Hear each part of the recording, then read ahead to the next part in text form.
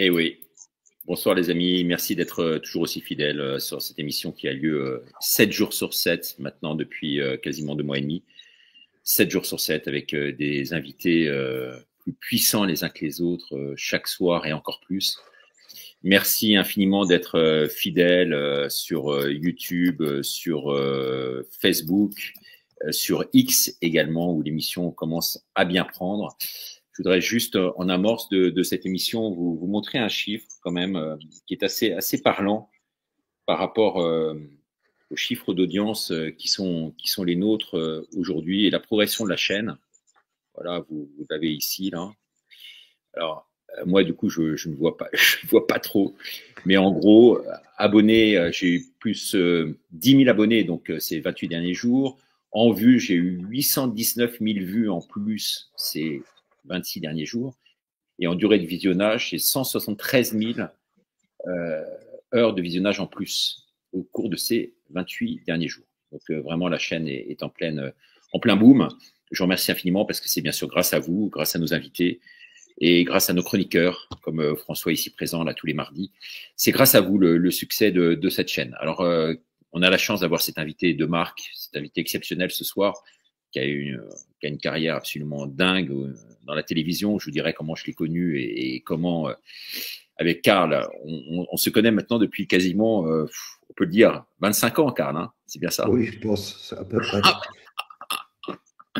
Oh là là, ça ne nous rajeunit pas tout ça. Bon, tout de suite, la minute du jour qui va poser un peu le décor de cette émission et puis ensuite, avec Karl et François, on va rentrer dans le vif du sujet. Tout de suite, la minute du jour. Bien, dans la vie, on n'est pas une surprise près. Et hier, figurez-vous, c'était une mauvaise surprise. En matière de politique internationale, il y a vraiment des données qui nous échappent. Je pense que parfois, il faut avoir l'humilité de le reconnaître. Eh bien, c'est mon cas aujourd'hui. La façon dont Trump a remis en selle Macron, l'a replacé sur l'échiquier politique national et international, est complètement hallucinante. En tout cas, elle est ultra surprenante. Au moment où Macron était quasiment enterré, discrédité de toutes parts, les bras m'en tombent encore aujourd'hui, me disait ma grand-mère. Alors que notre petit Roitelet était en train de se noyer, Trump l'a carrément repêché. Il y avait déjà un indice. La conférence de presse était prévue assise, ce qui n'est pas de coutume dans ce genre de protocole, alors qu'on sait que Macron est tout petit et que la différence de taille avec Trump aurait encore abaissé l'image de Macron. Trump a donc sauvé Macron à 3 niveaux. Un, il l'a pris comme interlocuteur privilégié, parlant d'amitié entre les deux hommes à plusieurs reprises, lui conférant un rôle très important dans les pourparlers actuels avec Poutine, le laissant même organiser une visioconférence de Washington avec les autres membres européens, comme s'il en était le porte-parole, pendant que Macron avait droit à tous les honneurs. Son homologue polonais attendait lui désespérément son heure et n'a eu qu'une petite entrevue avec le président américain. Deux, pire encore, Trump a remis ce qu'on pourrait appeler l'intégrité et la légitimité de Macron en jeu, et même les pendules à l'heure au niveau des rumeurs. Alors que l'on sait que l'affaire Brigitte fait le tour du monde, orchestrée par Candace Owens, l'une de ses proches, Trump a reparlé du dîner à la Tour Eiffel, sans traducteur, avec les deux femmes. Oui, les deux femmes, a-t-il bien précisé, une façon pour Trump de torpiller les thèses qui circulent à l'heure actuelle. 3, le plus grave dans tout ça, c'est que la presse étrangère s'est emparée de l'affaire. Il est clair que Trump veut faire de Macron son interlocuteur privilégié en Europe et donc le légitime, visiblement encore plus dans son rôle de futur président de l'Europe. Bref, le plus important dans tout cela, c'est que la guerre s'arrête, que la paix revienne en Ukraine, que les va-t-en-guerre se taisent, ce qui semble être le cas, car 1 million de morts en Ukraine, ça suffit maintenant. Mais la question reste en suspens. Qu'est-ce que Trump a derrière la tête? Derrière cette opération de communication à grande échelle, on sait qu'il a toujours, lui, 3 coups d'avance. Eh bien, je vous livrerai mes pensées dans une prochaine minute avec un indice tout de même, la Chine derrière. C'est ce qu'on évoquera ce soir avec Karl Zéro. Karl Zéro qui sera mon invité exceptionnel. Ce sera à 21h sur YouTube, Twitter, X et Facebook. Karl Zéro, c'est ce soir 21h sur la Minute de Ricardo. Au revoir. Voilà, on y est, Karl. Merci infiniment d'être avec nous ce soir. Si tu sais que Thierry Roland, lui, il avait cette expression, il ne fait pas le voyage pour rien. Eh bien, on pourrait peut-être la reprendre également pour toi, Karl. Quand il parle, Karl, mon cher Karl, eh bien, sa parole est d'or. Les disparitions, on le sait, massives d'enfants qu'il condamne, trafic sexuel de mineurs, sacrifices, rituels, en tout cas, d'innombrables récits qu'il fait circuler autour de ce qu'il appelle l'enfant proie. Alors, on a la chance de l'avoir. Il s'est toujours intéressé, lui, aux enfants de près, mais à la sauvegarde des enfants. Il a toujours eu un regard extrêmement particulier pour les enfants et c'est l'une des raisons pour lesquelles je l'aime bien, cet homme. Outre le fait qu'on était, je dirais pas en concurrence, parce qu'il était largement devant moi sur les mainstream, mais je présentais quand même le Soir 3, donc c'était un grand journal du soir, lui il était sur Canal+. Et c'est vrai qu'un jour, très gentiment, eh bien, il m'avait invité, c'était aux Tuileries, avec mes enfants, et Karl, il avait privatisé les Tuileries. Je ne sais pas si vous imaginez le truc. Privatiser les Tuileries. Et il m'avait invité avec mes enfants, mais pas, je n'étais pas le seul, bien sûr. Il y avait une ribambelle d'enfants. Il y avait des centaines et des centaines d'enfants qui couraient de partout. Et je le voyais, Karl, avec ses yeux grands ouverts. Il regardait ça. Et il disait, qu'est-ce que c'est beau de voir ces sourires d'enfants. Ces sourires d'enfants. Et c'est vraiment ces images-là. Mes enfants m'en parlent encore. Hein. Maintenant, c'était il y a quasiment 20 ans. Mais mes enfants m'en parlent encore de cette image-là. Et vraiment de cette générosité de cœur qu'il a vis-à-vis des enfants.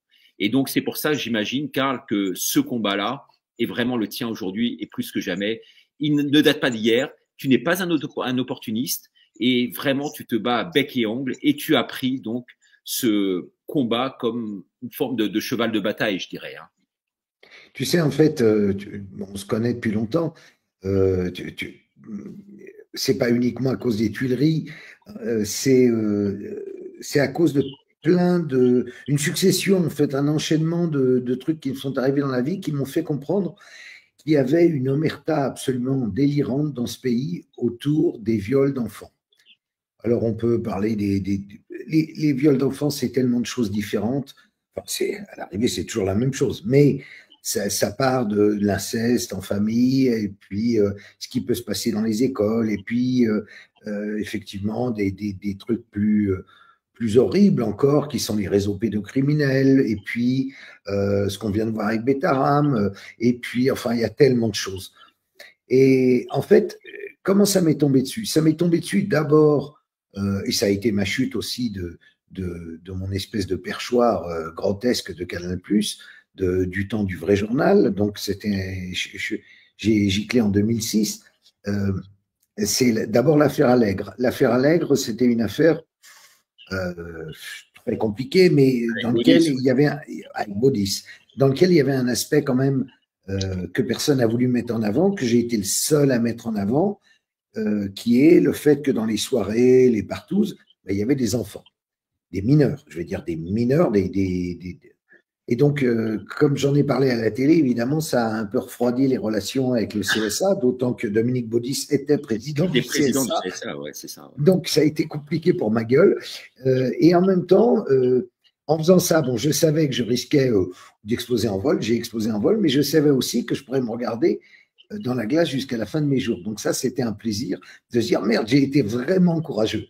Parce que c'est rare, les occasions dans la vie où tu peux être réellement courageux. Ensuite, je me suis retrouvé à faire des docs j'en ai fait 120, des docs de faits divers.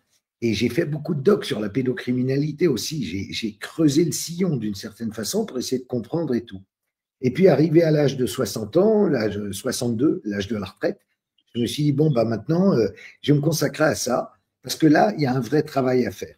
Manque de bol, je suis tombé sur Macron président, qui fait pas beaucoup avancer mes affaires. Enfin, mes affaires, de toute façon, c'est pas un truc qui rapporte de l'argent, mais qui fait pas en sorte qu'il y ait des lois qui permettent de protéger réellement les enfants. Et donc, c'est une lutte. Alors, moi, au moment du Covid, j'ai rien dit. Bon, tu vois, moi, j'ai une lutte, c'est celle-là. Je suis pas capable d'être sur 10 000 trucs différents. Ouais, c'est ça que je veux obtenir. Si au moins j'arrive à obtenir des avancées de mon vivant, je suis ravi. Et là, on n'est pas loin d'une avancée en vrai, parce que ce qui vient d'arriver à Bayrou, qui est quand même Premier ministre, avec l'affaire Betaram, c'est la première fois qu'un mec aussi haut, dans une histoire de pédocriminalité, risque de gicler. C'est déjà formidable. Pour moi, ça suffit à mon bonheur. Derrière, les choses ne seront plus pareilles. Parce que, et là, en plus, il y a un bon alignement de planètes en ce moment. Il y a Betaram, il y a l'affaire Le Squarnec, et entre les deux, pendant le week-end, on ne s'y attendait pas, mais il y a ce mec en Loire-Atlantique qui animait un réseau pédocriminel où les mecs venaient de toute la France, même de Belgique, pour consommer des petits-enfants dont il avait la charge, lui, parce qu'il était assistant familial, ça veut dire l'ASE lui filait des enfants à garder et il les violait après les avoir drogués pour filmer, pour mettre sur le dark web, et il faisait venir des mecs. Et pour la première fois de ma vie, j'ai vu écrit dans le journal, dans un journal normal, Le Parisien, réseau pédocriminel. Alors que ça fait quand même 20 ans que je dis il y a des réseaux pédocriminels et qu'on me dit t'es un pauvre fou. Et donc tout d'un coup, j'ai le sentiment que les choses sont en train de changer. C'est-à-dire, au-delà de ça, au-delà de ma propre petite histoire personnelle, il y a quelque chose qui est en train d'apparaître dans la tête des gens. Je veux dire, voilà, le grand public, les Français, c'est qu'on a un pur problème avec la pédocriminalité dans notre pays. Donc rien que pour ça, je me dis, bon, bah, ces années difficiles, puisque ça fait maintenant 5 ans que je me consacre à ça, n'auront pas été en pure perte. Ouais, alors c'est vrai que ça date pas d'hier, parce qu'il y a eu, tout a commencé avec la Pizzagate également, hein, selon laquelle une pizzeria de Washington abriterait un réseau criminel impliquant des leaders à l'époque démocrate. L'affaire Epstein également, qui a pris le relais. On attend du reste la liste des noms qui devaient être communiqués. On ne sait pas là où ça en est. François, toi, tu as toujours eu beaucoup d'estime, je crois, pour Carl Zero. Et quand je t'ai dit qu'il viendrait là mardi, tu as vraiment tenu à être là. Hein. Je pense que c'est important d'avoir cet homme ce soir avec nous. Toi qui es un ancien gendarme. Bah, j'ai beaucoup d'estime pour les gens qui défendent la cause de l'enfance et donc plus généralement, par extension aussi, la cause de la famille. Moi, je suis père de famille, j'ai 3 enfants, effectivement, qui ont respectivement 12, 10 et 6 ans. Et Dieu sait si je suis en plein dans le combat, justement, puisque je suis sur le terrain avec mes enfants, confronté à la politique idéologique du gouvernement à l'école. Et j'ai déjà écrit de nombreux articles à ce sujet, y compris sur l'idéologie, l'hypersexualisation de la société et donc tout ce qui va avec, la déconstruction, ce qu'on veut faire aussi, parce que c'est par les enfants qu'on obtient les plus grands bouleversements anthropologiques. Si on arrive à vriller l'esprit de l'enfant, on arrive à conditionner les générations à venir. Donc ça en fait une arme redoutable pour nos ennemis. Et il faut être très vigilant à ce propos. Et puis au-delà de ça, il y a la question effectivement de la pédocriminalité à laquelle j'ai pu être confronté sur le terrain, puisque ça m'est arrivé hélas trop souvent de placer en garde à vue des pédophiles dans tout type de milieux sociaux par ailleurs. Et à chaque fois, c'est des affaires horribles. Et c'est des affaires qui finalement touchent beaucoup le monsieur tout le monde et à tous les endroits, c'est-à-dire que j'ai servi en périurbain, j'ai servi dans la ruralité profonde, il y en a de partout, comme je dis, dans tous les milieux sociaux. Et ce qui est choquant, par exemple, quand vous êtes gendarme et que vous perquisitionnez, enfin parce qu'on appelle ça comme ça, on perquisitionne un ordinateur qu'on a saisi dans le cadre d'une enquête judiciaire, quand on tombe sur tous les fichiers pédopornographiques, c'est là aussi que, en dehors du monstre qu'on a en face de soi, on s'aperçoit qu'il existe effectivement des réseaux très puissants et très structurés qui sont capables de fournir des images, des vidéos filmées avec du matériel très professionnel dans des studios.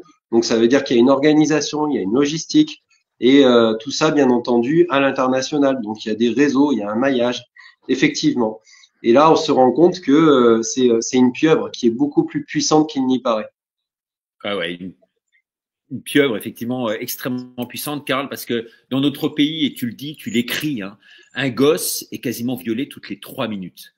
C'est-à-dire qu'en gros, toutes les 3 minutes, il y a un coupable en France. Hein. Oui, il y a un coupable toutes les 3 minutes. Et il y a aussi à côté une personne qui sait, qui voit et qui dit rien. Il est là le problème aussi. C'est là où on a. Ben oui, et c'est ça qui est révélé par les récents événements.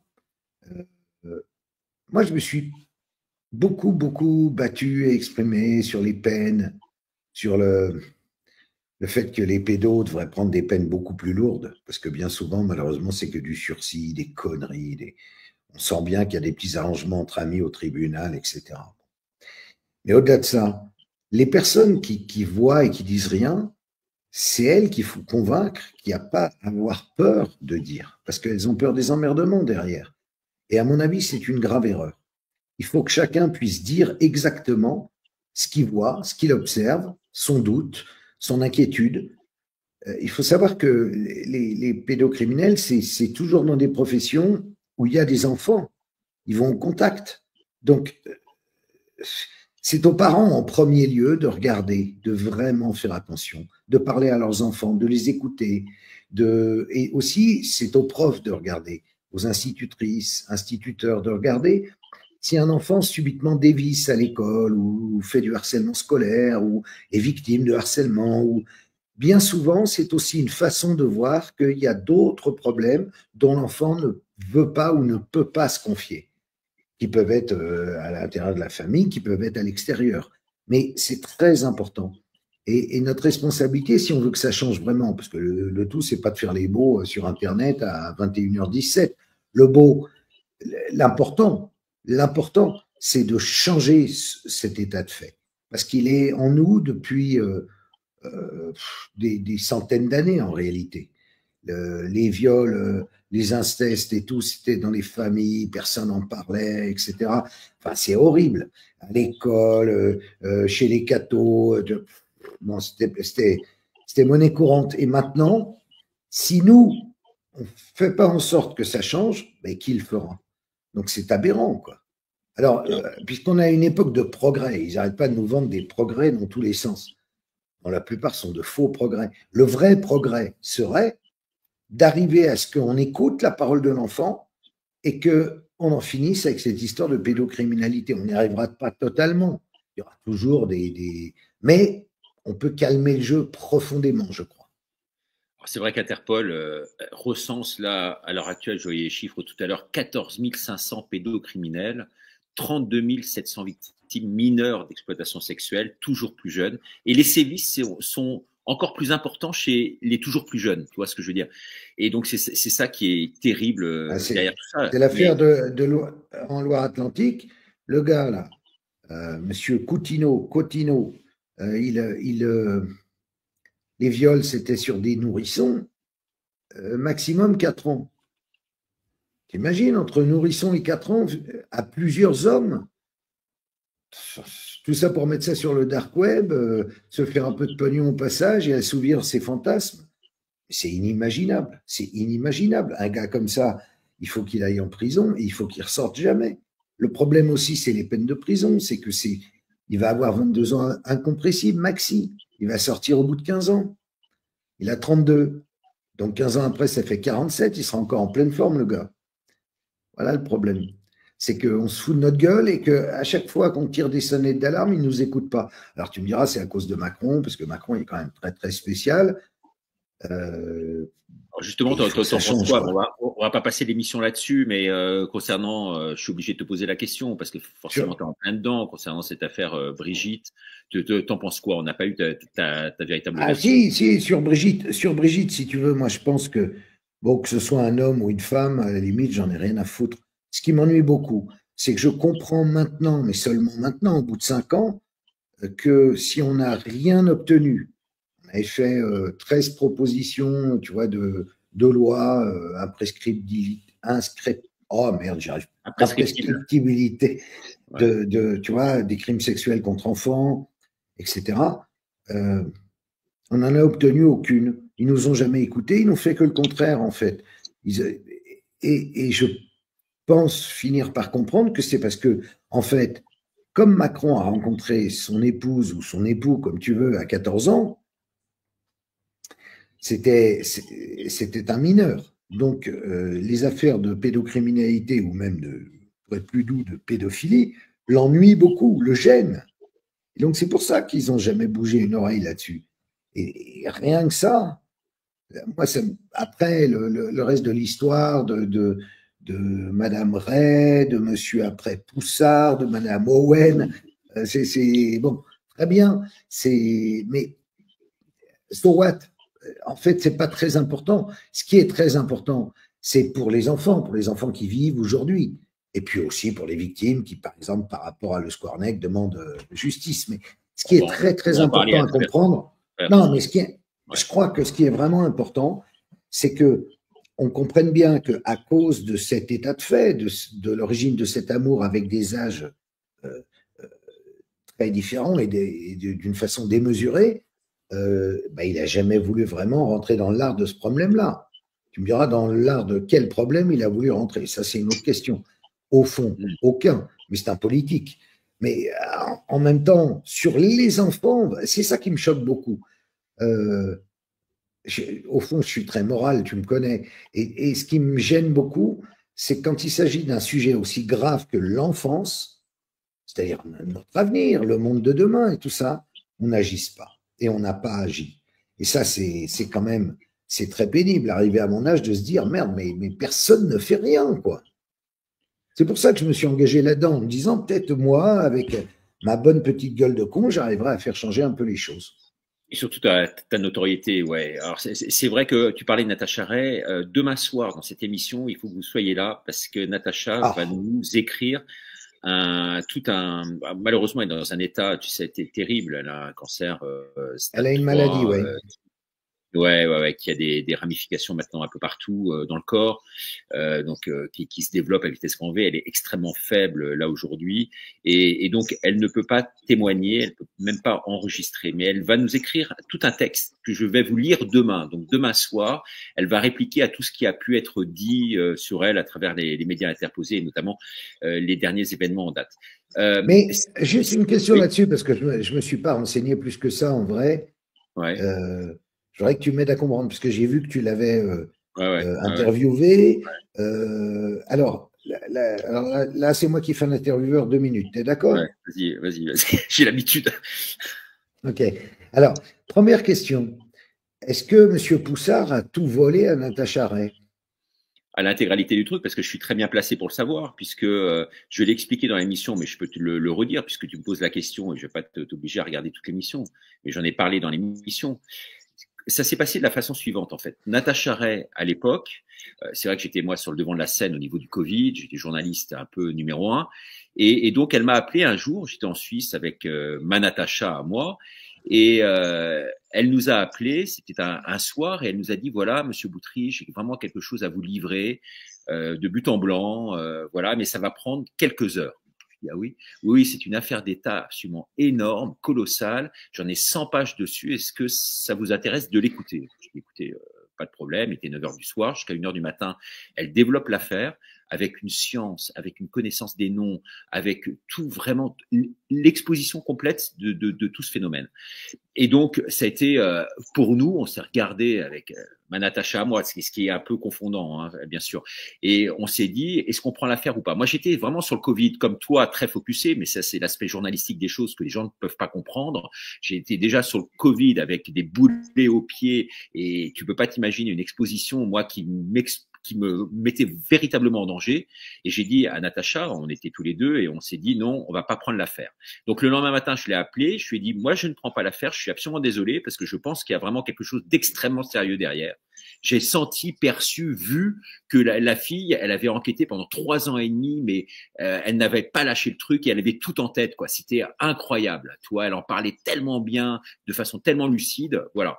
Et puis, à ce moment-là, j'ai appelé notre ami Alain Soral, avec qui j'avais dîné et que j'avais vu 2-3 fois auparavant. J'avais dîné peu de temps avant avec lui, et je l'ai appelé et je lui ai dit, est-ce que toi ça t'intéresse? Il m'a dit, moi ça m'intéresse pas à titre perso, mais en revanche j'ai dans mon groupe de presse fait document, et je vais voir avec le rédacteur en chef si ça peut l'intéresser.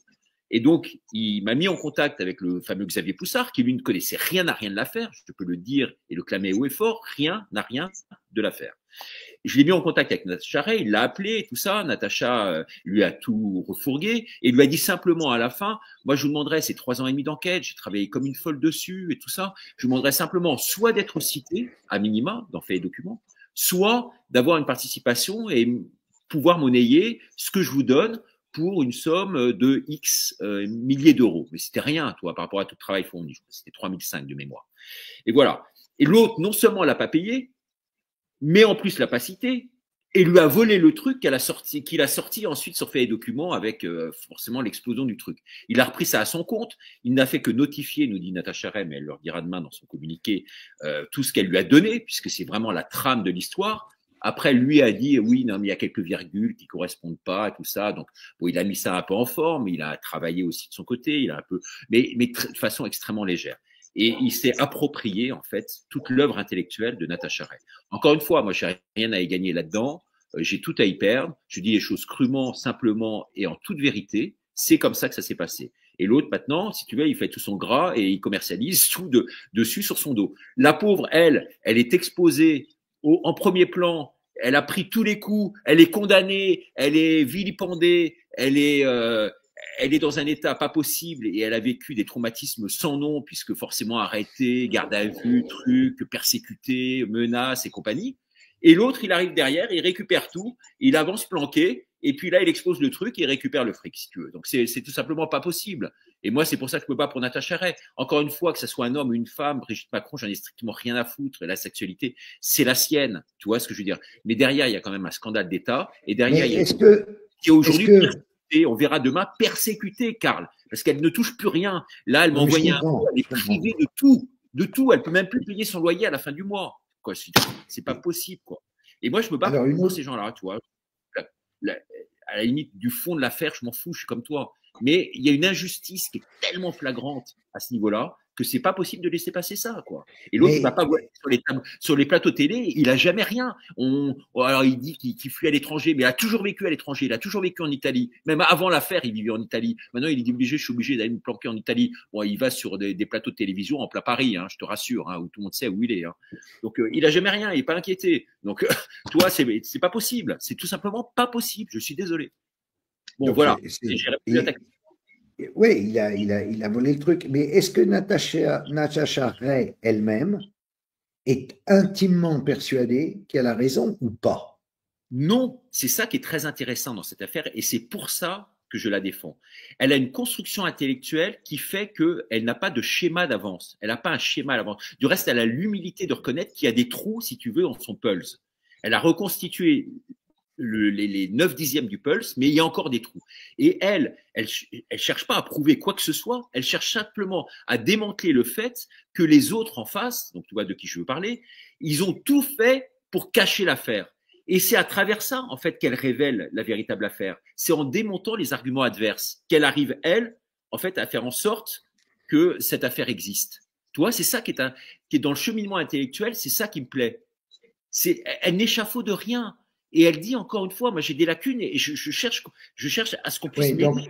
Et elle est seule en fait dans le truc parce que l'autre a repris à son compte et en revanche, et puis il y en a d'autres qui sont lancés. Non, mais il en a fait un business quoi. Il a pris le truc, il en a fait un business. Malheureusement, là j'ai appris aujourd'hui que le business a été terminé puisque aux États-Unis le bouquin n'est plus en vente et bien plutôt qu'en France il va être arrêté d'être vendu. Mais bon, nonobstant le fait qu'il a gagné beaucoup d'argent. François, t'en penses quoi de ça? Juste un mot de François en 2 minutes, quand même une réaction. Bien sûr. D'un point de vue loyal, de la loyauté, je comprends pas pourquoi Monsieur Poussard n'a absolument aucune reconnaissance envers le travail de Natacha Ray, alors qu'il constitue l'intégralité du fondement de ses investigations. Moi, j'ai été enquêteur. Je veux dire, elle lui a tout servi sur un plateau. Si après dire ouais j'ai fait le travail d'enquête, c'est passer des coups de fil en préfecture parce qu'on a 2-3 contacts pour vérifier un état civil, je suis désolé, mais ça c'est un travail facile. J'avais vu une vidéo d'Alain Soral, alors de mémoire il faudrait revérifier, mais où justement il se plaignait de l'attitude de Poussard dans cette vidéo et il avait déclaré par la même occasion qu'il avait rémunéré à hauteur de 12 000 € par mois pendant qu'il était dans la revue Fait et Documents et qu'il avait consacré d'ailleurs trop, selon Soral, l'essentiel de son travail sur cette affaire et pas autre chose. Quand on touche de telles sommes et quand on publie un livre qui vraisemblablement est très recherché, même si on supprime les plateformes de vente, je suis désolé, effectivement, il fait son beurre là-dessus. Ça, c'est une chose. Mais il pourrait quand même avoir un petit peu. Enfin, je trouve que c'est un manque d'honneur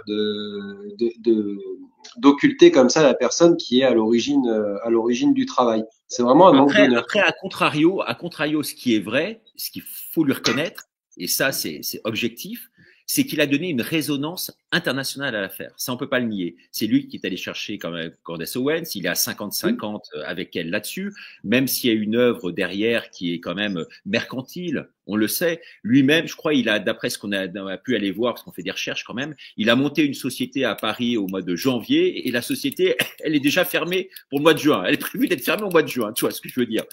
Mais quand même, il a donné une résonance à l'affaire au niveau international. Ça, c'est bien la résonance oui, c'est bien la résonance à l'international, mais c'est à double tranchant. Parce que si ça fait un flop à l'international, c'est fini, on a entériné l'affaire, on passera à autre chose. Bon, et Karl, toi, t'en penses quoi de tout ça alors? Tu penses que ça a vu? Tu penses Non, je pense. Non, la question primordiale, c'était de savoir si Natacha Ray il croyait à elle-même. Et comme elle met des bémols, elle dit je cherche et je ne suis pas sûr. C'est peut-être au départ une intuition. Elle se dit, oh là là, elle a un physique de mec, ce qui est possible, hein, tu vois. Ah non, il n'y a pas que ça. Non, mais il y a 10 000 autres trucs. Je sais. Moi, il n'y a pas que ça. Je suis désolé, Karl. Oui, mais c'est hyper compliqué. En fait, c'est tellement compliqué que tu finis par t'y perdre.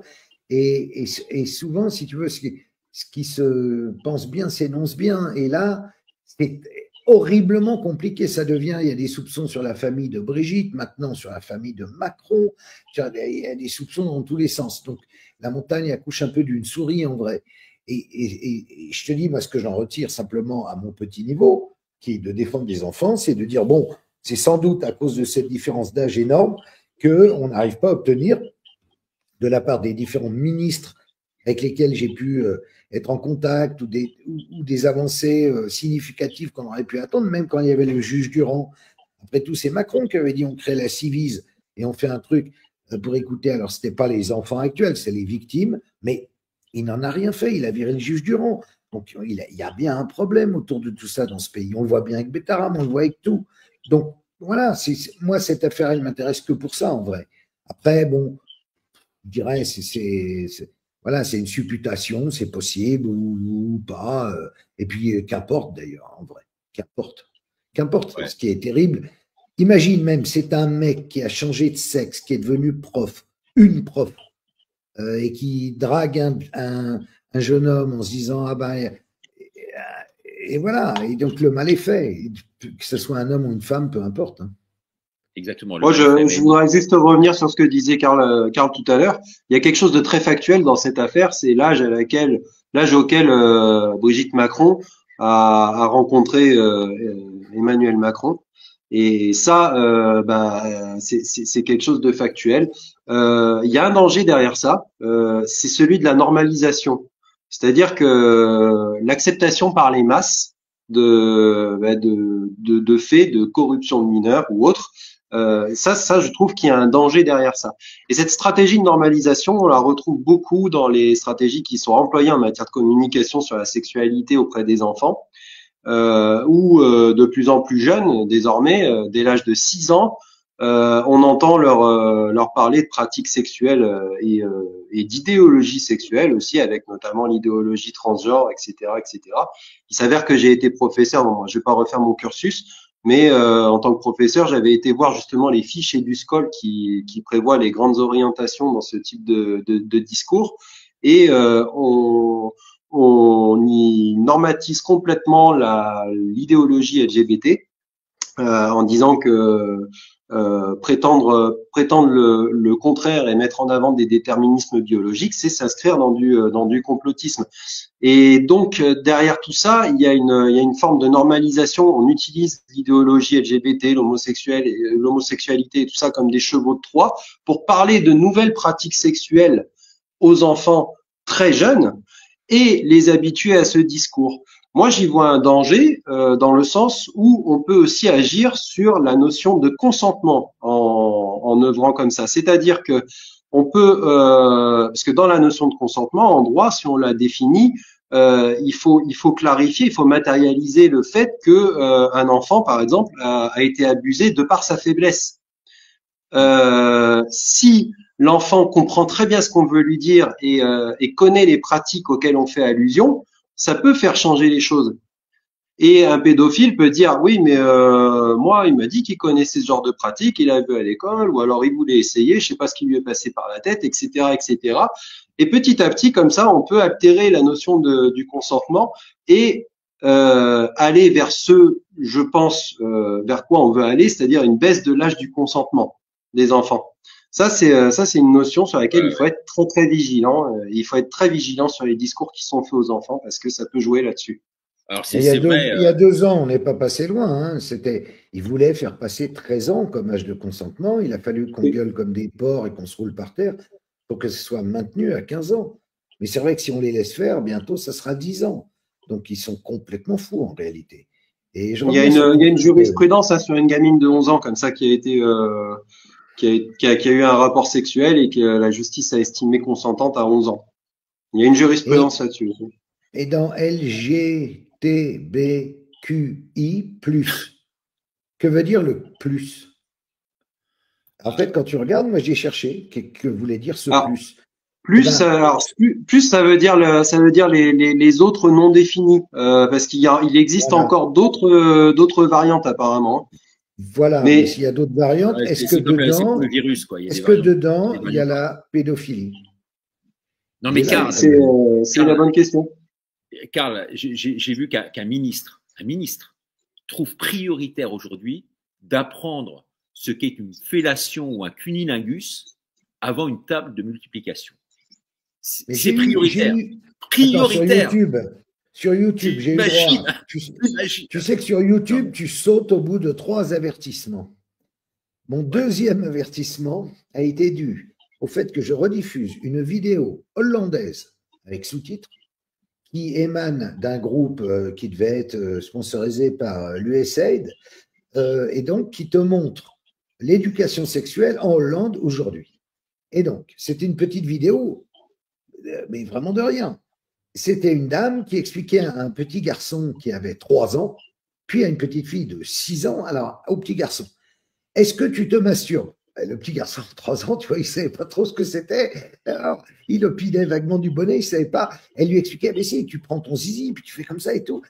Bon, il ne savait pas. Après, elle a expliqué à la petite fille le clito qui donnait du plaisir et machin. Et donc, j'ai juste mis ça en ligne en disant, regardez le beau travail qui nous attend. Voilà ce qui arrive en France. Paf, dans la seconde, j'ai reçu un averto. J'ai été shadowban 1 semaine. Et depuis que je fais gaffe à ce que je diffuse, parce que je comprends que ces mecs-là, ouais, bon, c'est vrai, j'avais piqué la vidéo, mais depuis leur site à eux, pour montrer ce que c'était en réalité, dans les faits, tu vois, parce que c'était déjà arrivé en Belgique, en Suisse, ça allait arriver en France, donc je voulais montrer ce que c'était. C'est quand même absolument aberrant, quoi. On est chez les fous. Mais de toute façon, on est chez les fous. Il y a une caution du système, quoi, et de la direction de YouTube qui, justement, te shadowban à cause de ça, quoi. C'est complètement dingue. C'est incroyable. Et quand tu essayes de protester, ils t'envoient chier.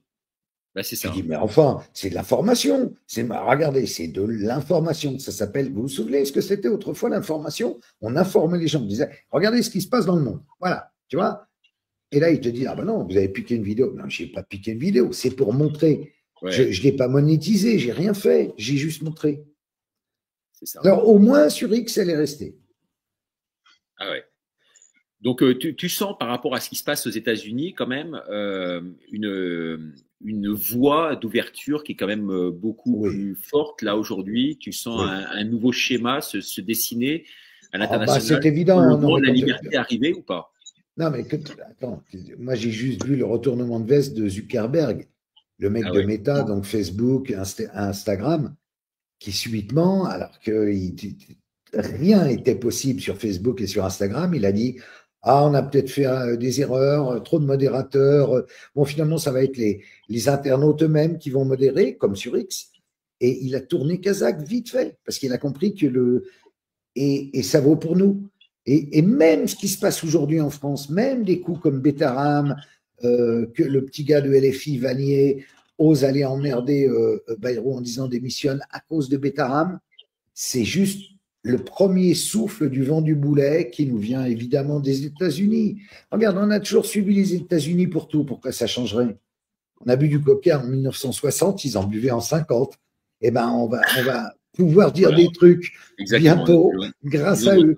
Mais justement, là, par rapport, parce que la minute que j'ai faite là aujourd'hui, là que tu as pu voir tout à l'heure, est-ce que poser quand même un certain nombre de questions. Comment tu expliques, toi, parce qu'elle est très controversée cette minute. Moi, je laisse les commentaires, il n'y a aucun problème. Hein, les gens peuvent dire qu'ils aiment, ils aiment pas, j'ai rien à foutre, toi. En tout cas, c'est mon sentiment, donc je me permets de le livrer, ce que je fais tous les jours, dans toutes les minutes, 7 jours sur 7. Mais là, en l'occurrence, elle est assez controversée parce que les gens disent ah non, Ricardo, ton analyse, elle est pas bonne du tout et tout ça. Macron, il n'a pas été couvert par Trump. Toi, tu t'en penses quoi de ça? On va demander à toi également après. Non, écoute, moi je trouve pas qu'il a été couvert. Je crois que tu as tort. Il n'a pas été couvert par Trump. Trump a déroulé comme d'habitude son programme. Et l'autre a fait oui, après avoir dit à l'avance, ce qui était un peu ridicule. Je vais lui parler, je vais le tutoyer, je vais dire tu sais, Donald, vraiment tu déconnes avec Poutine, tu devrais lui cirer les couilles. C'était ridicule, c'était ce numéro de claquette qu'il a fait. Après il arrive et on a l'impression de voir le petit toutou, tu vois. Il suffit que l'autre lui tape dans le dos et il est tout content, il est là. Alors toi, tu as senti ce côté, il le remet en piste. Mais en vrai, il l'a pas remis en piste. Il l'a juste traité comme une sorte de vassal à qui il a quand même expliqué que c'est nous qui avions dépensé le pognon, qu'on ne serait jamais remboursé et qu'on pouvait bien aller se faire foutre parce que finalement, ce qui intéressait les États-Unis dans l'histoire, c'était les matières premières, les minerais, je ne sais pas qu'est-ce qu'il y a en Ukraine exactement, mais qui est un peu comme au moment de l'Irak. Ce qui les intéresse, c'est toujours le sous-sol. Donc, ce qui les intéresse, c'est de récupérer le sous-sol et le reste, on va bien se faire mettre et voilà. Pour moi, c'est ça. Hein. Ah ouais. Et François, toi, c'est quoi? T'as aperçu comment? Oh, je suis d'accord avec l'analyse de Karl. Macron est venu quelque part sauver son honneur en l'échange de la signature de la paix en Ukraine, ni plus ni moins. Il faut replacer les choses dans le contexte. Il a été complètement humilié déjà par le vote des États-Unis et de la Russie, enfin à l'ONU. Donc là où on a un arrêt total du soutien à l'Ukraine. Ensuite, il y a la visite de J.D. Vance, qui est donc le vice-président américain, qui dans son discours à Munich a littéralement humilié l'axe atlantiste progressiste en imprimant justement le nouvel axe qui va être décidé par les Américains. Il leur a bien montré justement quelle était leur place. Les spectateurs qui l'ont pas vu, je traduis juste pour les spectateurs, parce qu'il a dit que le vrai danger en Europe, c'était pas la Russie, c'était même pas la Chine. Le vrai danger, ce sont les valeurs aujourd'hui qui ne sont pas partagées avec les leurs. C'est ça. Exactement, exactement. Donc on a sur le fond une politique américaine qui terrasse littéralement l'axe progressiste atlantiste, qui n'est pas européen spécifiquement, qui est plutôt le produit d'une oligarchie apatride, hein, qui était pilotée effectivement par les démocrates américains avant que Trump prenne le relais. Mais donc il faut se replacer dans ce contexte et voir que Macron arrive dans ce contexte-là. Et humiliation suprême, s'il avait été reçu comme il a été reçu par Poutine en Russie, ça aurait été compliqué. Je pense que c'était pas dans l'intérêt de Trump, qui est quelqu'un de très pragmatique, de le recevoir comme ça. Trump aussi, il a une mentalité d'homme d'affaires. Donc c'est pas parce qu'il est sympathique en apparence aussi que derrière il n'y a pas un deal. Et il y a quelque chose. Nous, quand on est militaire, on dit ce qui compte, c'est d'aller au résultat. Et si on va au résultat, il y a 3 heures, Macron il a tweeté donc il avait à l'issue de son voyage contacté son homologue anglais Keir Starmer et Zelensky pour aboutir justement à un accord de paix. Donc c'est ça le résultat. Le résultat, c'est que Trump a gagné. Ça, et quelque part, je vais faire mon Marx, ça, mais je veux dire l'histoire ne se répète pas, elle bégaye. Il faut se remémorer un peu la conférence de Yalta où on voit Roosevelt et Staline rigoler ensemble. Derrière, qu'est-ce qu'il y a eu? Des décennies et des décennies de guerre froide qui nous ont amenés au conflit ukrainien actuellement. Donc, il faut pas faire d'un entretien comme ça. Il faut pas jauger un entretien comme ça à l'apparence, mais il faut voir quels sont les grands axes de chaque parti, comment se redessine le monde. qui devient maintenant multipolaire, qui s'inscrit dans une nouvelle dynamique géopolitique dans laquelle les Européens vont être la troisième roue, quatrième roue peut-être voilà. Donc là, ça, voilà, la donne a intégralement changé. C'est ça qu'il faut prendre en compte. Alors si on parle de politique, moi ça me fait penser à Philippe Séguin qui en 92, Richard doit s'en souvenir. Toi François peut-être t'es trop jeune, mais au moment de Maastricht, nous avait alerté en disant bon les gars, on va faire une Europe autour de l'euro, mais pas une Europe politique. Et donc pas une Europe militaire. Et aujourd'hui, Trump, visiblement, est en train de nous expliquer qu'on va se débrouiller tout seul, et on n'est pas prêt.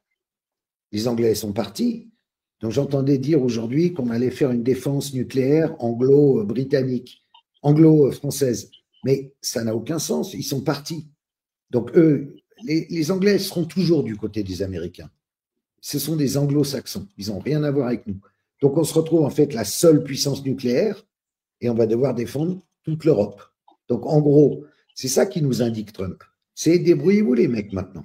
On a été là depuis, je sais pas, 80 ans. On n'est plus là. Donc, ça veut dire la prochaine fois que les Allemands nous envahissent, il n'y aura pas les Américains qui viendront. Ce qui est intéressant, c'est de voir que Macron se rapproche dans ses collaborations, à chaque fois se rapproche de l'Angleterre, qui justement est sorti de l'Europe. Ça peut interroger. En réalité, il se rapproche tout simplement du pouvoir de la City, qui est le pouvoir de l'argent, de la finance, et qui est ce pouvoir justement qu'on retrouve derrière toutes les velléités atlantistes. Donc c'est pour ça qu'ils avancent main dans la main ensemble, et peut-être plus avec les Anglais pourtant sortis de l'Europe. Parce que et donc il y a une façade et il y a ce qui se trame dans les arcanes. Oui, bien sûr. En Allemagne, il faut savoir que le nouveau chancelier, il vient de BlackRock. Hein, je te l'annonce, Karl. Toi. Oui, j'avais vu qu'il avait sa carte BlackRock. Il a sa carte. T'imagines? Non, mais c'est du délire. Hein. Ouais, mais bon, c'est eux qui tiennent le monde, Richard. C'est comme ça. Hein. Alors, il nous reste une vingtaine de minutes. On va parler quand même, Karl, voilà, de ça. Malheureusement, je n'ai pas pu télécharger. Vous voyez bien ou pas? Mais non, mais moi je l'ai en beau et en grand. Ah, tu l'as en beau, voilà. Je l'ai en vrai, neuf, tout beau. Il vient de sortir comme le pain du four. Numéro 14, donc. L'envers des affaires. Il nous réconcilie avec le monde journalistique que l'on croyait mort à jamais, Karl. Heureusement que tu es là. Oui, j'essaye de faire un journal à l'ancienne, en vrai papier, c'est ta avec maman des vrais articles. Ta maman a dit qu'on a bien connu. Je travaille comme un gendarme, doucement, mais sûrement.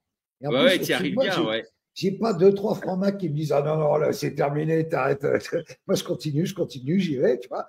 Bon, donc là, le thème principal, c'est le Square Neck. Donc, tu remontes. Avec cette question, on va en parler. On peut en parler. N'a rien fait.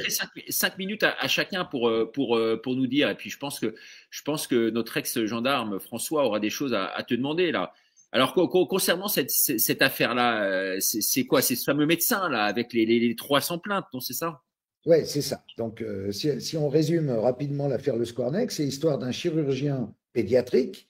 Il faisait essentiellement des opérations de l'appendicite, ce qui arrive souvent chez les petits-enfants, ce qui fait qu'il avait accès aux enfants, comme tous les pédocriminels. Mais lui, c'est quand même assez spécial parce qu'il faisait des viols ou des abus sexuels sur la table d'opération ou en salle de réveil. Pourquoi? Parce que les enfants étaient sédatés par l'anesthésiste et donc ils pouvaient faire passer ça. Soit ils étaient un peu comateux, soit ils faisaient passer ça pour un geste médical. Tu vois, et d'ailleurs, il l'écrit dans ses fameux carnets, puisqu'on a retrouvé chez lui, d'ailleurs c'est les gendarmes qui l'ont retrouvé, hein. C'est une gendarme, mais elle est plus en état de témoigner au procès, mais on a retrouvé chez lui, suite à une première condamnation qui a donné lieu à un premier procès en 2020 où il a pris 15 ans de prison pour le viol de 4 petites filles, on a retrouvé chez lui des carnets où il décrit tout. Et c'est pour ça qu'il y a ce deuxième procès aujourd'hui. Il décrit 312 viols et agressions sexuelles sur mineurs, filles, garçons, un peu plus de garçons, âge moyen 11 ans, et il donne le nom, il donne l'adresse. Donc après, une fois qu'on a retrouvé les carnets, on allait voir les gens. On les a convoqués en gendarmerie. On leur a dit, bah, où est-ce que vous étiez le 25 mai 1994? Vous avez été opéré? Ah oui. Mais quel âge vous aviez? Ben, j'avais 8 ans. Et vous avez un souvenir? Aucun. Eh bien, voilà ce que décrit le docteur qui vous a fait. Et là, les gens, attends, ils ne savaient pas. Ils avaient oublié. Comment ils auraient su d'ailleurs, puisqu'ils étaient endormis. Sauf que c'est là où la psychologie joue un rôle. À la lumière de ça, ils ont compris des tas de problèmes qu'ils avaient rencontrés depuis dans leur vie. Tu vois, qui sont des problèmes un peu les mêmes que ceux que les personnes qui souffrent d'amnésie traumatique et qui, à l'âge de 40 ou 50 ans, se souviennent avoir été violés, etc., et comprennent aussi pourquoi ils ont eu des difficultés de couple, de relations sentimentales ou sexuelles, ou de dépression, ou de tentative de suicide, etc. Donc, tous ces gens-là vont défiler à la barre pendant 4 mois. Et moi, en fait, l'enquête, elle n'est pas du tout là-dessus. L'enquête, elle est sur est-ce qu'il a été protégé? Est-ce que ce gars, pour faire ça pendant 30 ans, sur autant de victimes, est-ce que ce gars n'avait pas autour de lui des amis puissants qui ont fait en sorte qu'il puisse continuer? Parce que c'est aberrant. Parce qu'il a pu continuer à exercer, hein, sans il a exercé qui ont été prises sur une quarantaine de victimes supplémentaires, je crois, jusqu'en 2014. C'est un truc de dingue. Ah non, mais pas une quarantaine.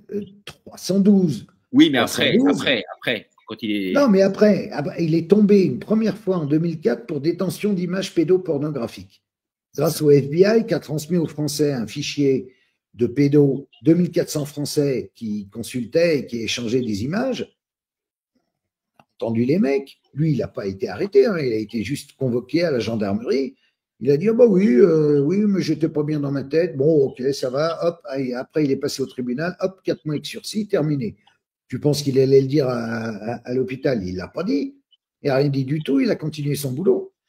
Et il a fallu qu'un mec, un psychiatre qui travaillait dans le même hosto, se rende compte que, mais vraiment par hasard, parce que le Squarneck, donc ce chirurgien, avait défendu un autre chirurgien, Mohamed Fréa, lequel faisait la même chose. Et il l'avait défendu bec et ongle.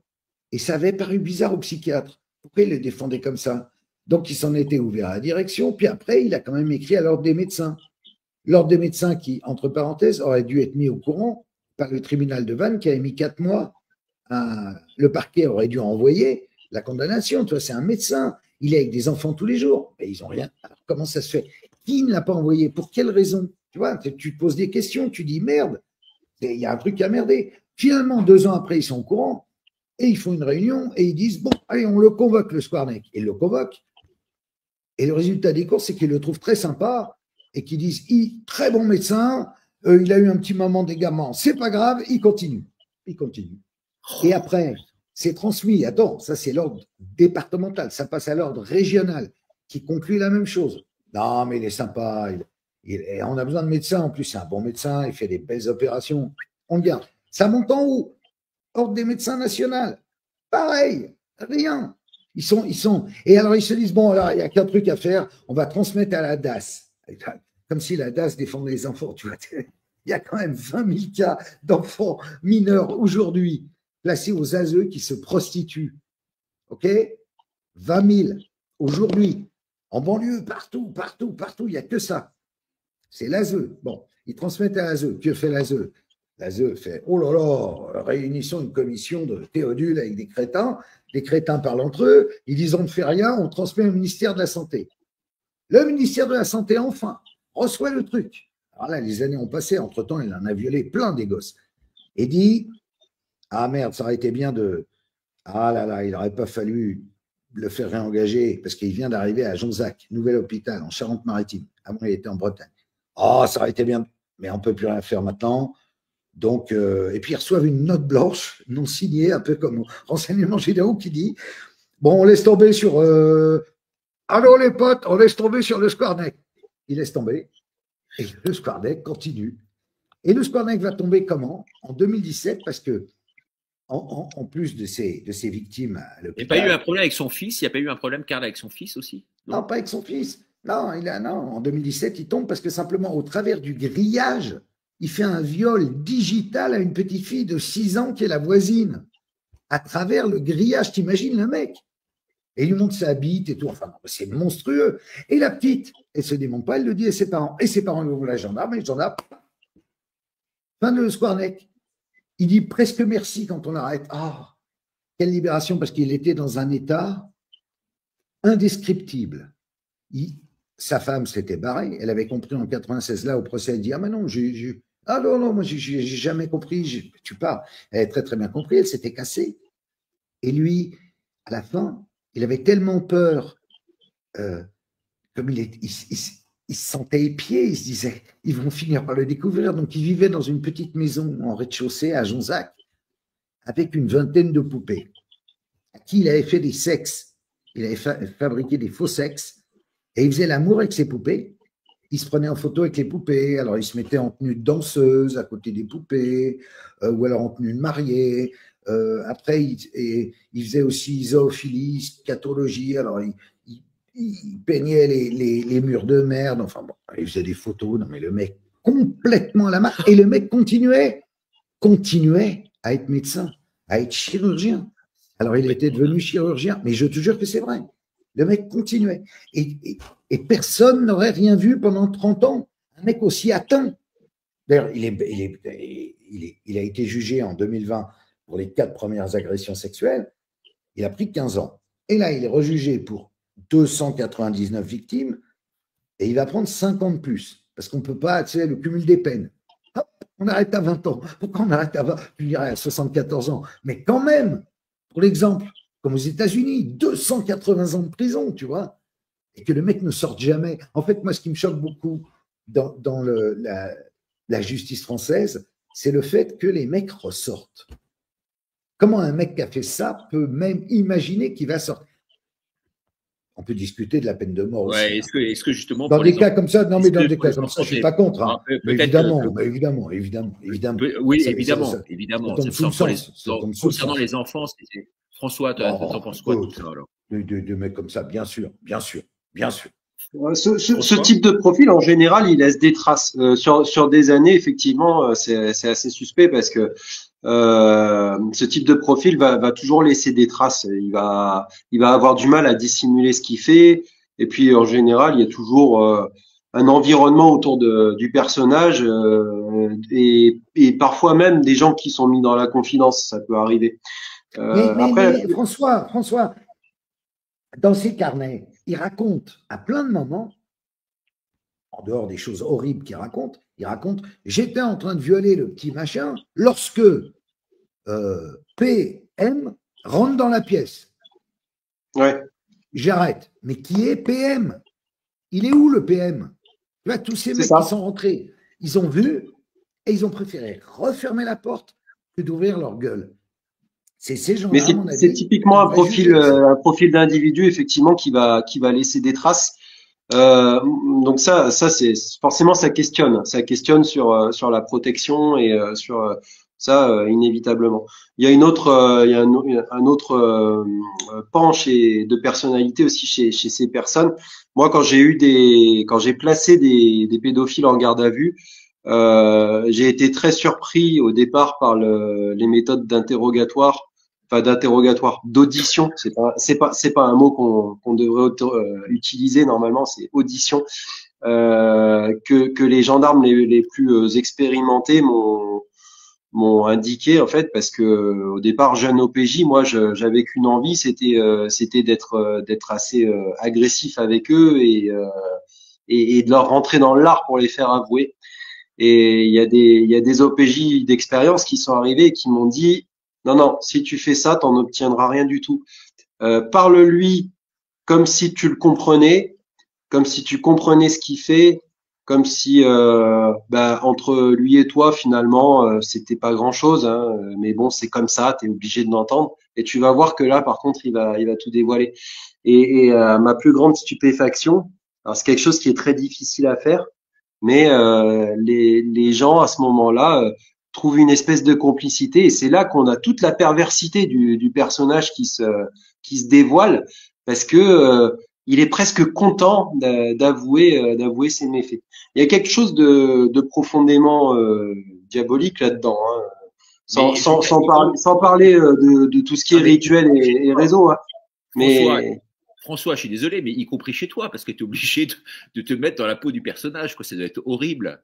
Tu vois ce que je veux dire? C'est ce qui est. Attends, c'est ce qu'on voit très bien dans le film Garde à vue entre Lino Ventura et Michel Serrault. Alors, Michel Serrault est innocent dans le film Garde à vue.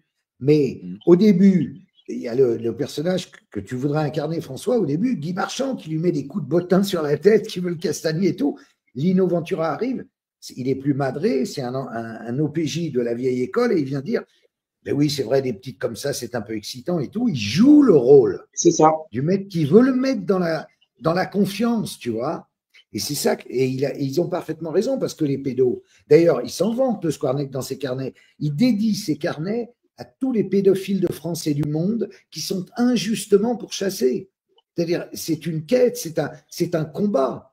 Il vénère Matzneff, tu vois. On est quand même dans autre chose. On est chez des gens qui considèrent qu'ils sont une forme de normalité qui sera bientôt reconnue.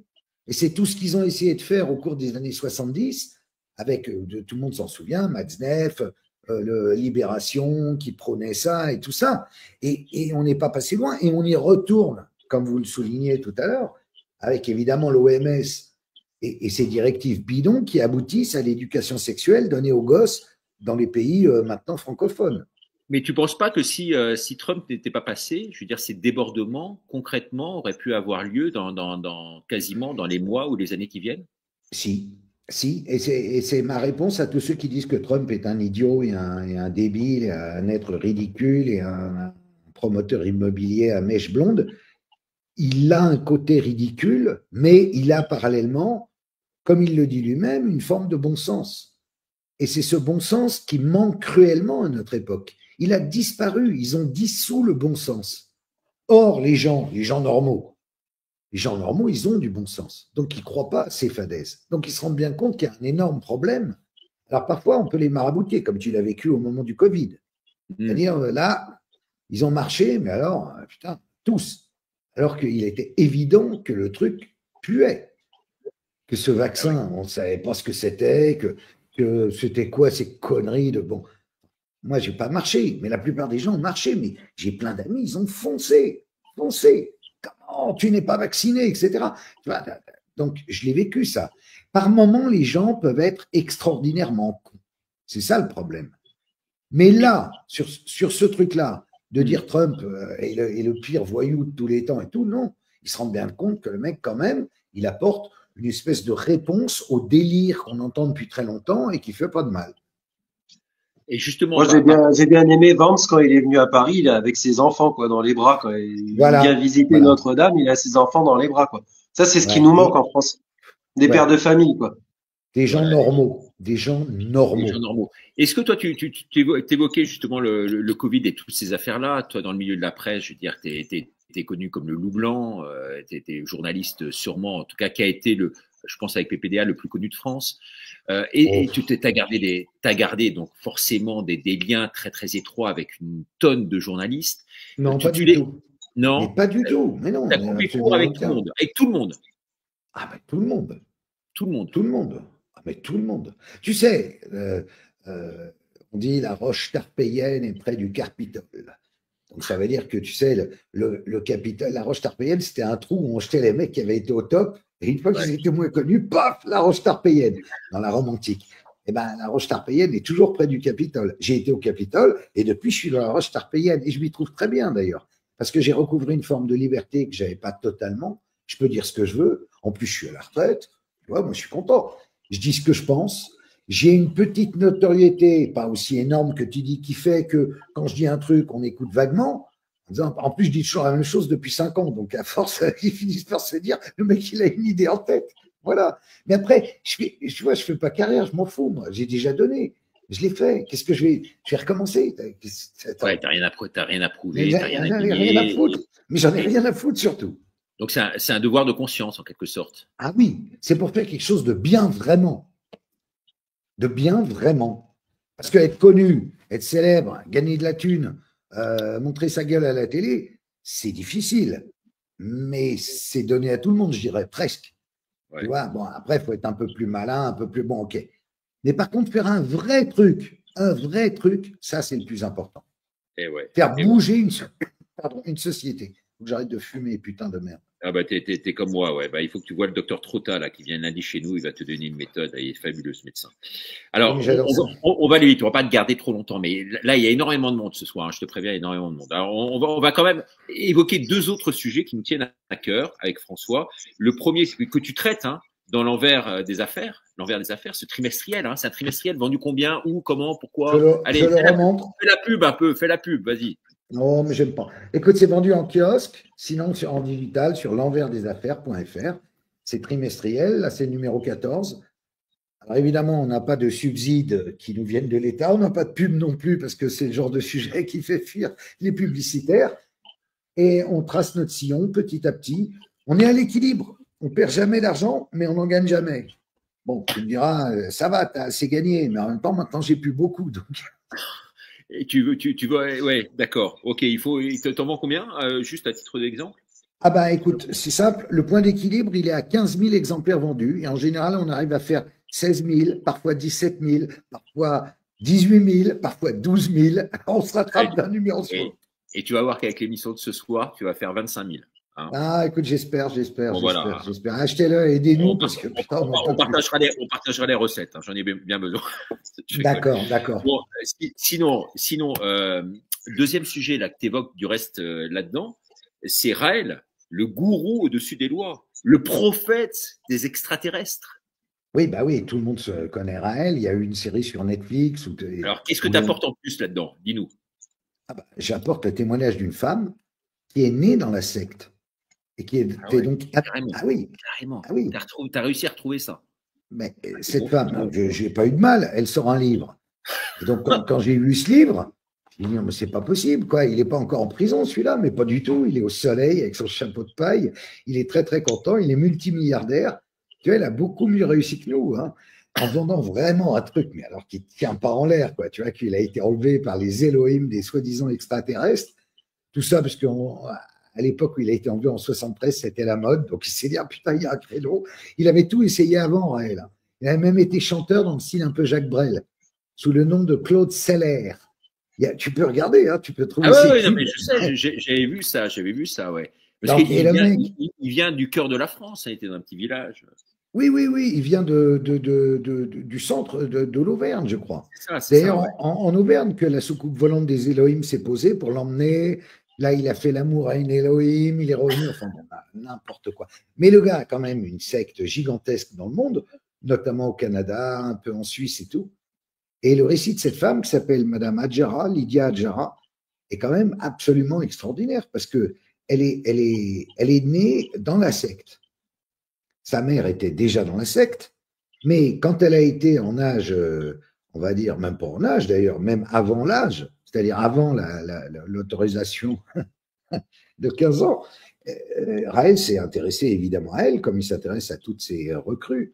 Et alors, et elle raconte ce qu'il lui faisait. Et là, tu tombes de ta chaise, quoi. C'est horrible. Et il lui met une fourchette et il tourne la fourchette. Enfin, c'est inimaginable. Et elle a mis, évidemment, maintenant, elle a 45 ans, elle a mis un temps à s'en remettre, à comprendre, parce que parallèlement, elle était dans la secte, mais elle allait à l'école. OK ? Mais comme elle était avec Raël le reste du temps, alors elle était un petit peu, si tu veux, désinhibée de ce côté-là. Et donc, elle couchait avec tous les garçons de sa classe. Et elle ne comprenait même pas pourquoi elle le faisait, elle se sentait sale, et elle a mis 20 ou 30 ans à comprendre ce qui s'était passé réellement. Et donc, aujourd'hui, elle veut dénoncer ça. Et moi, j'en profite pour dire, mais comment se fait-il que Raël est toujours en activité? Il a échappé à tout, le gars. Il a échappé à tout. Voilà, c'est incroyable, quoi. Incroyable. François, toi, c'est quelque chose qui te touche. Tu t'es toujours enquéré de cette histoire là, t'as essayé d'en savoir plus là-dessus ou pas? Sur Raël, non, j'en en sais pas plus. Ce qui m'étonne, moi, c'est qu'il arrive à cumuler autant d'argent. C'est vraiment sans être inquiété, c'est vraiment impressionnant. Et après, de toute façon, moi, je me penche plus sur les dérives sectaires en général. et surtout sur l'instrumentalisation qui en est faite par le gouvernement. C'est ce qui m'intéresse plus dans mes analyses, moi. Avec tous les projets de loi. Notamment maçonnique. Toi, Karl, tu luttes contre la franc-maçonnerie, bec et ongle ou pas? Ou pour toi, c'est une secte? Non, il faut être réaliste. Au départ, c'est des gens qui décident de s'entraider. Tu vois, donc c'est pour avoir un tissu relationnel. Il faut faire partie faut être notable, je pense, parce que c'est plus facile. Et dans toutes les villes de province, alors ils ont des émanations qui sont le Rotary, le Lions Club, etc. Et ils aident pour des trucs utiles. Tu vois, il faut pas jeter la pierre. Après, là où il faut jeter la pierre, et je l'ai fait chaque fois que j'ai parlé d'eux, c'est de dire, là, les mecs et les filles, puisque maintenant il y a des femmes, mais vous avez un énorme problème. Ce problème, c'est que quand parmi vos frères, comme vous dites, il y a un pédophile, au lieu de le balancer, vous le couvrez. Et comme évidemment, c'est pas la même histoire si il y a un pédophile qui se retrouve face à un gendarme maçon et ensuite un juge maçon, tu vois ce que je veux dire? En plus, ils ont une justice à eux, une justice interne. Qui est au-dessus de la justice, bien sûr. Ils ont créé la République et en plus, ils ont une justice au-dessus de la République. Donc, ils décident à l'avance de ce qui adviendra du personnage en question. Et tant qu'ils ne font pas leur opération main propre, celle qu'a fait l'Église catholique, ou qu'essaye de faire l'Église catholique, avec difficulté, mais qu'elle fait quand même, ils deviendront inaudibles dans le paysage. Alors, ils ne veulent pas être audibles, ils veulent faire leur coup dans leur coin. Mais ils seront punis à cause de ça. Parce qu'à un moment, ça deviendra trop évident qu'ils ont couvert beaucoup des leurs pour des affaires de pédocriminalité. Donc, c'est ça contre quoi je lutte bec et ongle. C'est pas le fait d'être franc-maçon, qu'il soit franc-maçon ou raélien. Pour te dire la vérité, j'en ai rien à foutre. Ils croient à ce qu'ils veulent. C'est comme Brigitte, c'est un homme, c'est une femme, je m'en fous. Moi, j'ai pas de jugement à avoir en disant tu dois être comme moi ou tu vois. J'ai juste un jugement à dire qui est de dire vous ne devez pas vous défendre parce que vous êtes copains et que vous vous réunissez dans des loges entre vous pour parler du grand architecte ou de ce que vous voulez, ou vous filez des petits conseils de tribunal de commerce et de machin. Ah, il y a une bonne affaire à faire. J'en suis. Bon, ça, à la limite, c'est normal. Je veux dire, dans tous les lobbies, c'est comme ça. Mais en revanche, sur ces affaires-là, non. Il faut qu'ils comprennent que c'est fini. Mais tu ne dénonces pas le fait que tout le macronisme, bon, ça vient depuis Hollande, mais ça s'est, accentué encore par la suite, est gangréné, en fait, au niveau des ministères et tout ça. De francs-maçons? De francs-maçons. Je veux dire, à 9/10, ils le sont dans le gouvernement actuel. Et Bayrou, dont tu parlais, excuse-moi juste, Karl, mais Bayrou, dont tu parlais tout à l'heure, qui se fait passer pour un catho de gauche. Catho de gauche. C'est un franc-mac avant tout, double obédience. Bien sûr. Mais bien sûr. Mais ouais. Attends, Sud-Ouest, non, mais laisse tomber. Tu vois, les cathos, ils couvrent les trucs, il se fait passer pour un catho dans cette affaire-là. Mais je suis désolé, je veux dire, c'est un franc-mac avant tout, quoi. Oui, c'est un franc-mac avant tout. Mais c'est vrai mais en même temps, je te répondrai que dans ce cas-là, il y a énormément de membres du lobby gay qui sont autour de Macron aussi, hein, tu vois. Ah oui, ça on va pas le nier. Tu vas me dire, s'il y a tous les lobbies autour de Macron, à un moment, tu peux rien faire.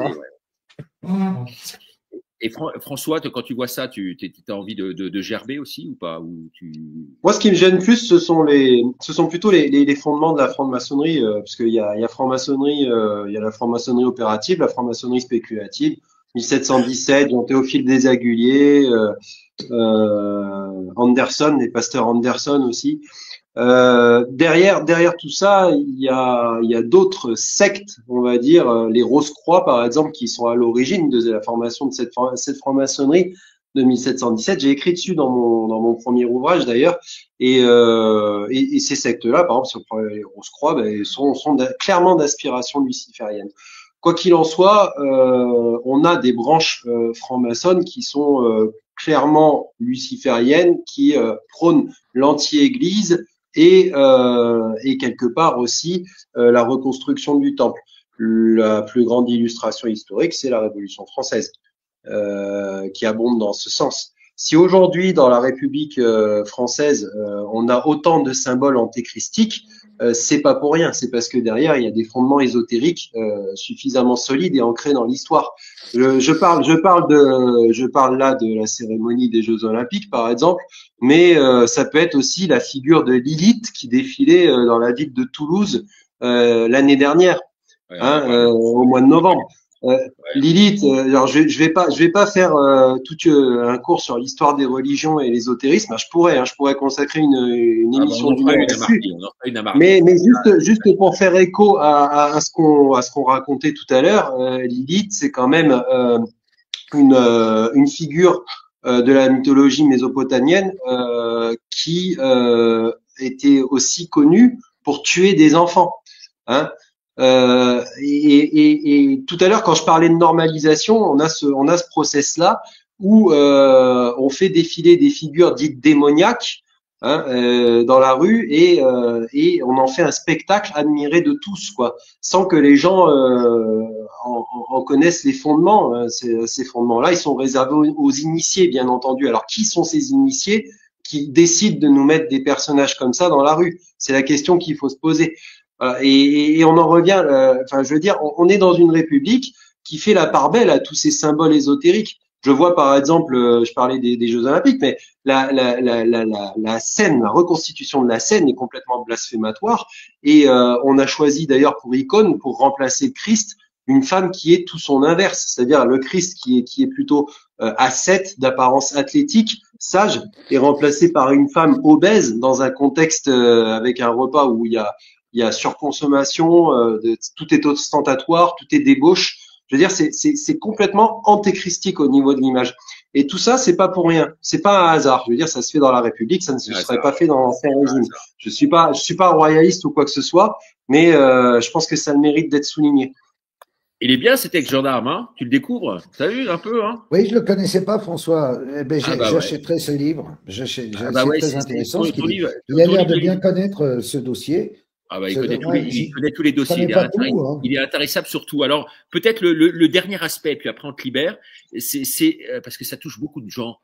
Et je dirais presque moi en premier, parce que c'est vrai que c'est quelqu'un que moi j'ai bien aimé. Il avait participé à plusieurs de mes émissions à l'époque où j'étais sur KTO, tu vois, où ta maman me regardait sur KTO. Annick, elle me regardait tous les soirs sur KTO. L'abbé Pierre. Alors, je relisais la une du Monde à l'annonce de la mort de l'abbé Pierre, la une du Monde. Touché au cœur. Donc, c'était grand titre. Touché au cœur, à la mort à la une du Monde. Selon l'expression de Jacques Chirac. La France rendra hommage national à l'abbé Pierre, cette incarnation de la bonté. Mort à l'âge de 94 ans. Officielle ou improvisée, nationale ou plus locale, de nombreuses cérémonies en mémoire de celui qui fut pendant des années la personnalité préférée des Français pendant près de 10 ans. Alors, comment tu expliques, toi, et tu dois le démontrer à travers ton livre, parce qu'à travers ce trimestriel que tu sors, et donc on a vu la devanture tout à l'heure, si je puis dire, mais la une tout à l'heure. Mais comment expliquer que cet homme aujourd'hui est si tourné en dérision comme il l'est? Comment tu peux expliquer que les gens 30 ans après, alors Richard, tu parlais tout à l'heure, le drame, c'est qu'au début, évidemment, quand j'ai appris ça, non, mais attends, je suis tombé de ma chaise. Et puis j'ai regardé et j'ai vu d'où ça venait. J'ai dit, ça doit être pas vrai et tout. Mais après, j'ai bien regardé, j'ai vu des témoignages filmés des victimes. Et c'est effrayant. Et donc, tout d'un coup, je me suis dit, merde, là, il y a cet homme que j'ai toujours considéré et que je continue à considérer comme un saint, parce que ce qu'il a fait pour les pauvres, qu'il a fait. Mais au-delà de ça, c'était une sorte de pervers sexuel. Et pourquoi il était pervers sexuel? Alors après, j'ai regardé des vieilles vidéos sur l'INA pour voir un petit peu qu'est-ce qu'il disait quand on lui parlait de ça, de la sexualité des prêtres. Et donc, j'ai constaté qu'à chaque fois, il disait qu'il trouvait que les prêtres devraient être mariés, que c'était pas normal, que c'était ridicule, ce célibat des prêtres n'avait aucun sens. Donc, je me suis dit, bon, avec ces mots à lui et dans l'époque, dans ces années-là, il s'exprimait comme il pouvait. Il disait comme il le sentait les choses. Et en fait, il criait au secours. Voilà ce que je me suis dit. Parce que l'abbé Pierre, normalement, ne devrait pas avoir besoin d'essayer de se faire, excuse-moi d'être vulgaire, sucer la bite par par de pauvres femmes d'Emmaüs. Tu comprends ce que je veux dire? C'est pas du tout normal, il y a un truc qui va pas. Donc, j'essaye d'aller plus loin dans le magazine en me posant la question du célibat des prêtres. Parce qu'on en a souvent parlé, et j'avoue qu'aujourd'hui, je pense que c'est quelque chose qu'il faut abandonner pour moi, en tant que catholique. C'est-à-dire, je pense que ça n'a plus aucun sens. Parce que le fait de dire à un homme, déjà de dire aux femmes qu'elles ne peuvent pas être prêtres, il y a un problème. C'est pas normal. Et ensuite, de dire à des hommes, voilà, tu vas être chaste, le résultat, c'est que ceux qui sont ordinés aujourd'hui sont 80 pour 66 millions de Français, 80 par an. C'est te donner un état des lieux de l'Église réel. Ça veut dire c'est fini. En vrai, c'est fini. Et encore à Toulon, il y en a eu beaucoup, et l'évêque de Toulon l'a dégommé. Hein. Non, mais Monseigneur Ray, on l'a dégommé. On l'a dégommé. Ouais. Bon, bref, c'est un autre problème. Il faut que l'Église, et ça va être l'occasion, puisque je pense que François ne va pas durer encore très longtemps, il y aura un nouveau pape, peut-être il sera plus jeune. Il serait temps. Et peut-être, à ce moment-là, on pourra se dire, bon, il faut autoriser une vie sexuelle, je dirais, dans une certaine forme de moralité. Je ne leur demande pas d'aller aux putes tous les samedis ou d'être pédophile, mais je leur demande d'avoir une vie sexuelle raisonnable et qu'ils puissent en avoir une.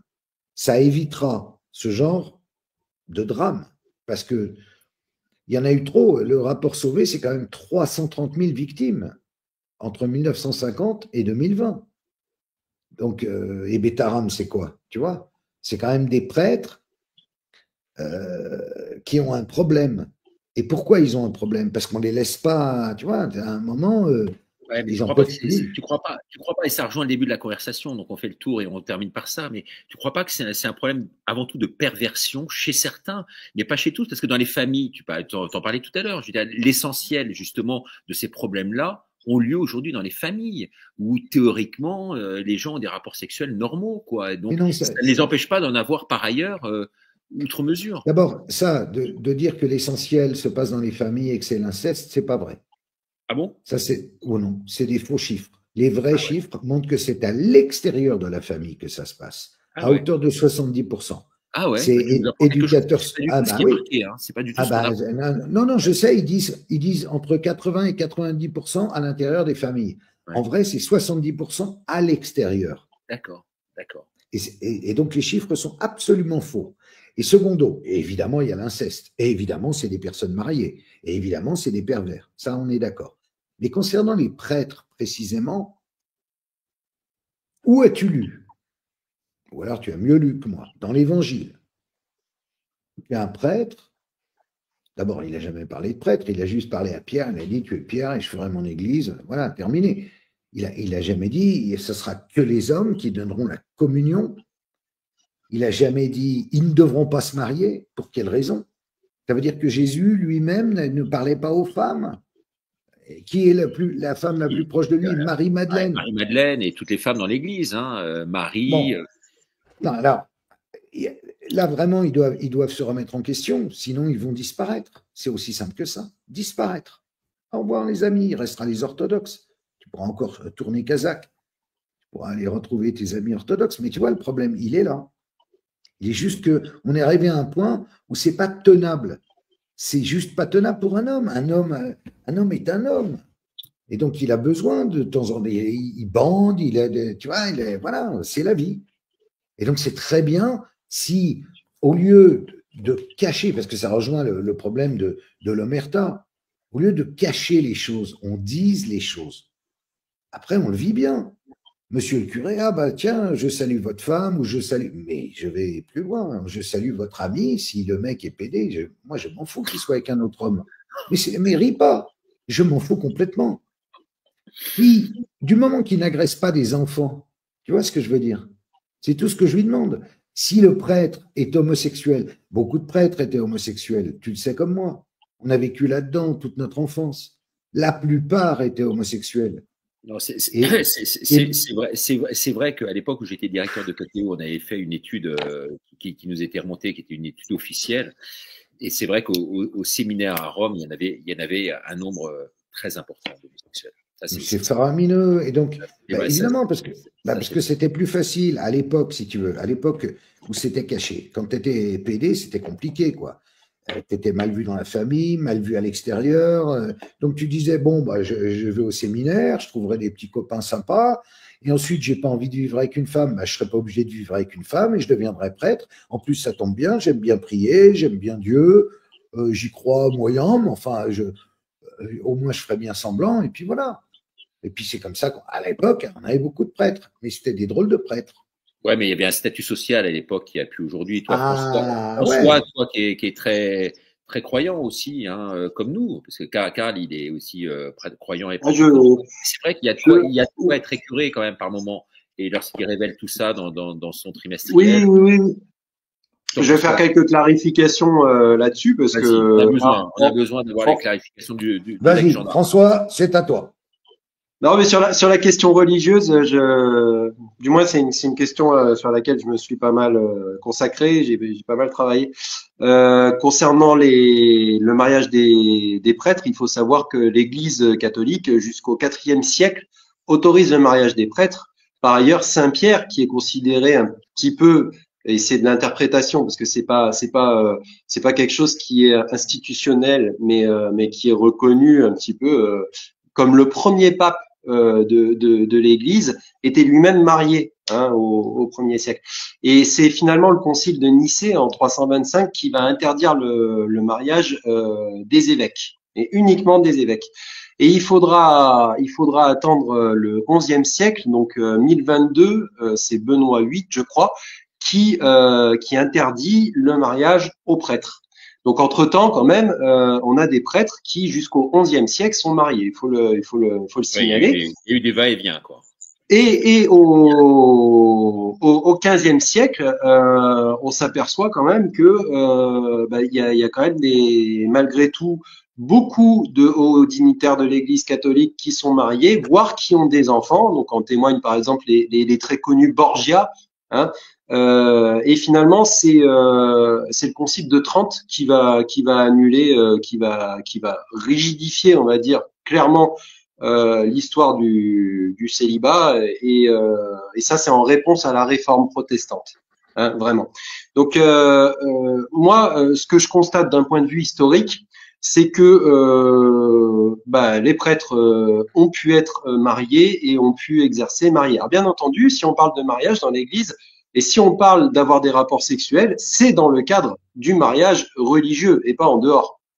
Donc, bien sûr, ça se restreint à cette sphère-là.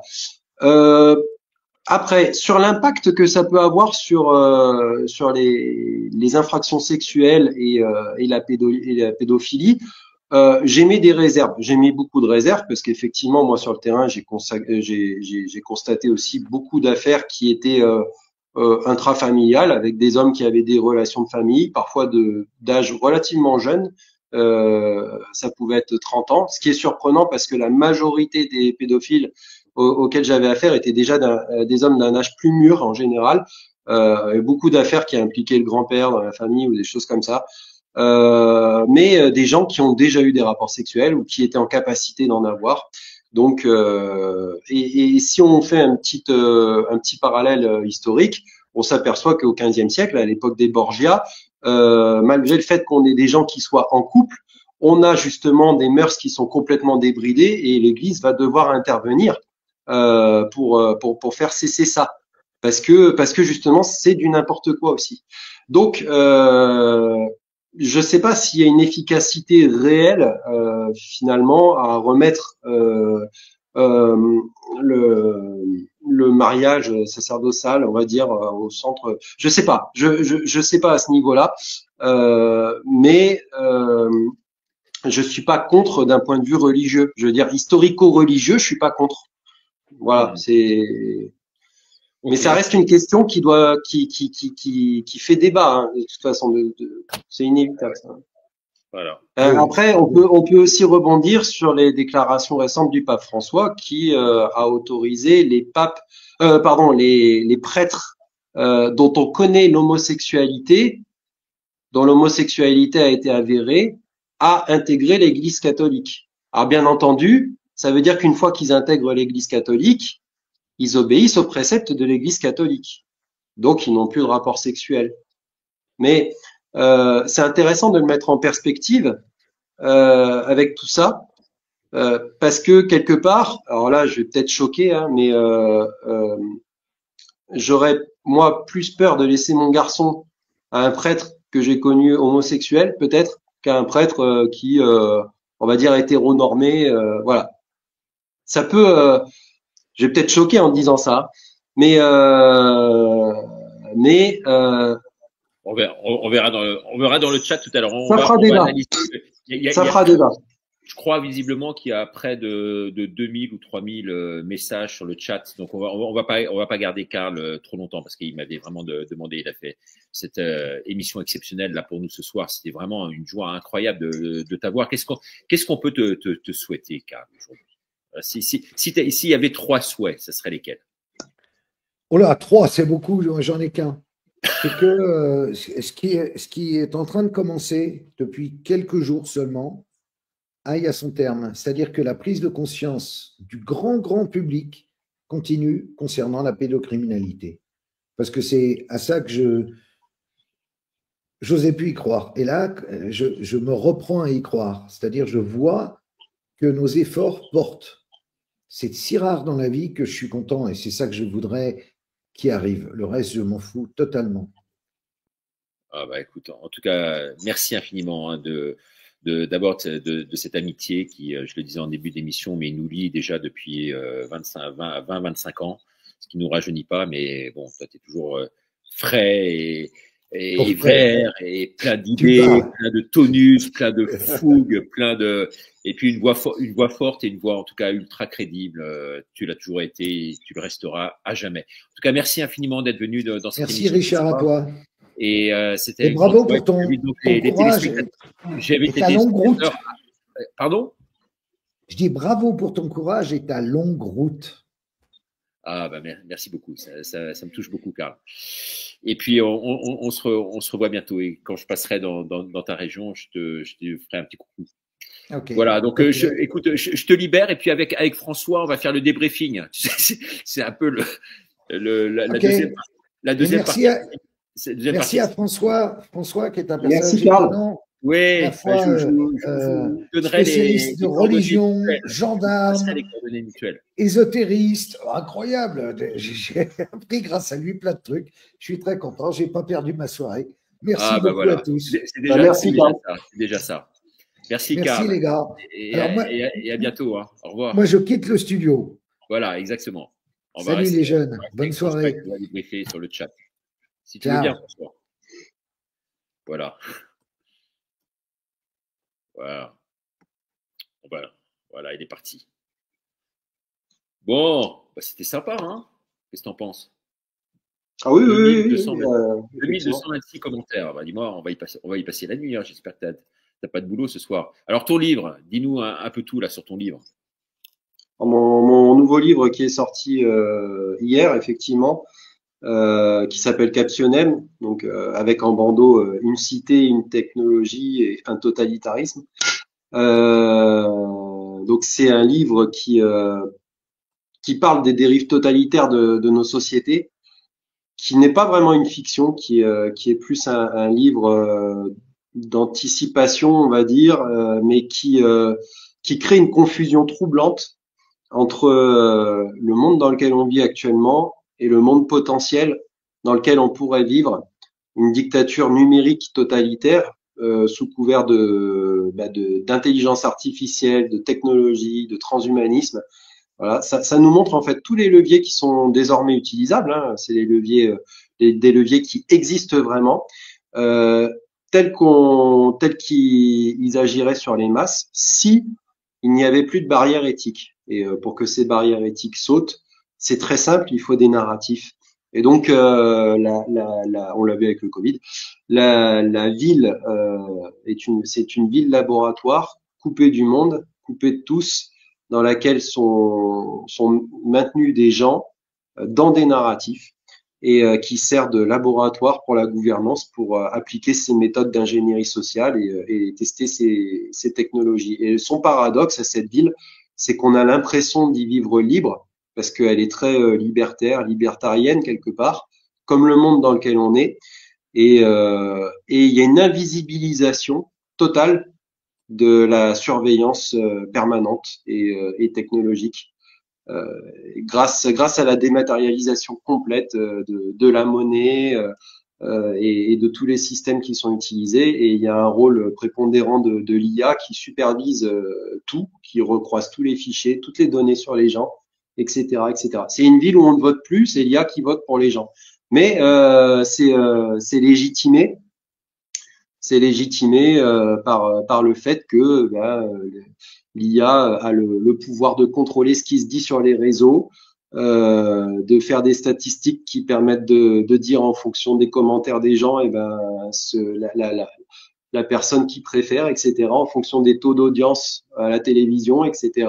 Et donc les gens l'acceptent parce que finalement ils estiment que c'est un peu le reflet de leur expression, sans se rendre compte que derrière tout est bidouillé. Et, voilà. Et donc il y a une fille qui va arriver de l'extérieur accidentellement dans cette ville et qui va très vite s'apercevoir qu'elle est prise au piège et que sa vie va se transformer en cauchemar, et elle va chercher à sortir de cette ville dans le livre.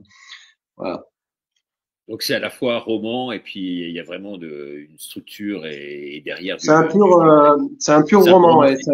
C'est un pur roman qui mélange, dans lequel il y a de la vraie romance, c'est sûr. Il y a de la vraie romance. Il y a aussi une violence très brutale qui découle de tout mon parcours, de tout ce que j'ai pu voir, et qui finalement aussi est le fruit de cette société. Et c'est un livre aussi dans lequel il y a pas mal d'investigations et d'enquêtes, parce que j'ai mis justement cette société est très procédurale et très judiciarisée. Il y a tout un processus derrière d'enquête qui montre à quel point on est complètement vulnérable, c'est-à-dire qu'on ne peut rien faire, on n'a aucune marge de manœuvre, et que si les autorités décident d'être sur nous, c'est terminé. Et donc c'est un livre que j'ai écrit vraiment de façon cinématographique, si je puis dire, parce qu'il s'inspire un petit peu du film Dogville pour les interactions entre les personnages, tout ce qui est interaction humaine. Il s'inspire aussi d'Orange Mécanique pour le rapport à la justice, notamment la fin du film. Et il s'inspire aussi de films comme Blade Runner pour son rapport un peu à la tech et au transhumanisme et tout ça. Donc, on retrouve cette esthétique dans le livre. Alors, s'il y avait trois choses à retenir de l'émission de ce soir, ce seraient lesquelles, d'après toi, avec Karl, parce qu'il y a énormément de réactions. Là, je suis en train de les éplucher les unes après les autres, mais il y en a 2300, donc on ne peut pas tous les passer. Mais trois choses à retenir. Avec ton esprit de synthèse, ce serait lesquelles alors? Que dans un premier temps, on est dans une époque quand même assez mouvante, voire de transition, dans laquelle on a des affaires qui sortent. Parfois, hélas, trop de temps après les faits. On n'a pas pu parler de tout ce qui était de délai de prescription et tout ça, mais j'aurais pu apporter un regard très technicien du droit là-dessus. C'est l'occasion de le faire, justement. Là, c'est intéressant. Mais oui, sur les délais de prescription, il faut savoir que avant les lois de 1989 pour le viol, le délai de prescription était de 10 ans. Après 1989, il est resté à 10 ans, mais à compter de la majorité de l'âge de la victime. Donc, c'est-à-dire que si elle avait été violée à 7 ans, les 10 ans couraient à partir de ses 18 ans. Et après, il a fallu attendre 2004 pour passer à 20 ans, et toujours à compter de l'âge de la majorité. Hein. Et finalement 2018 pour passer à 30 ans de prescription, hein, à compter de l'âge de la majorité.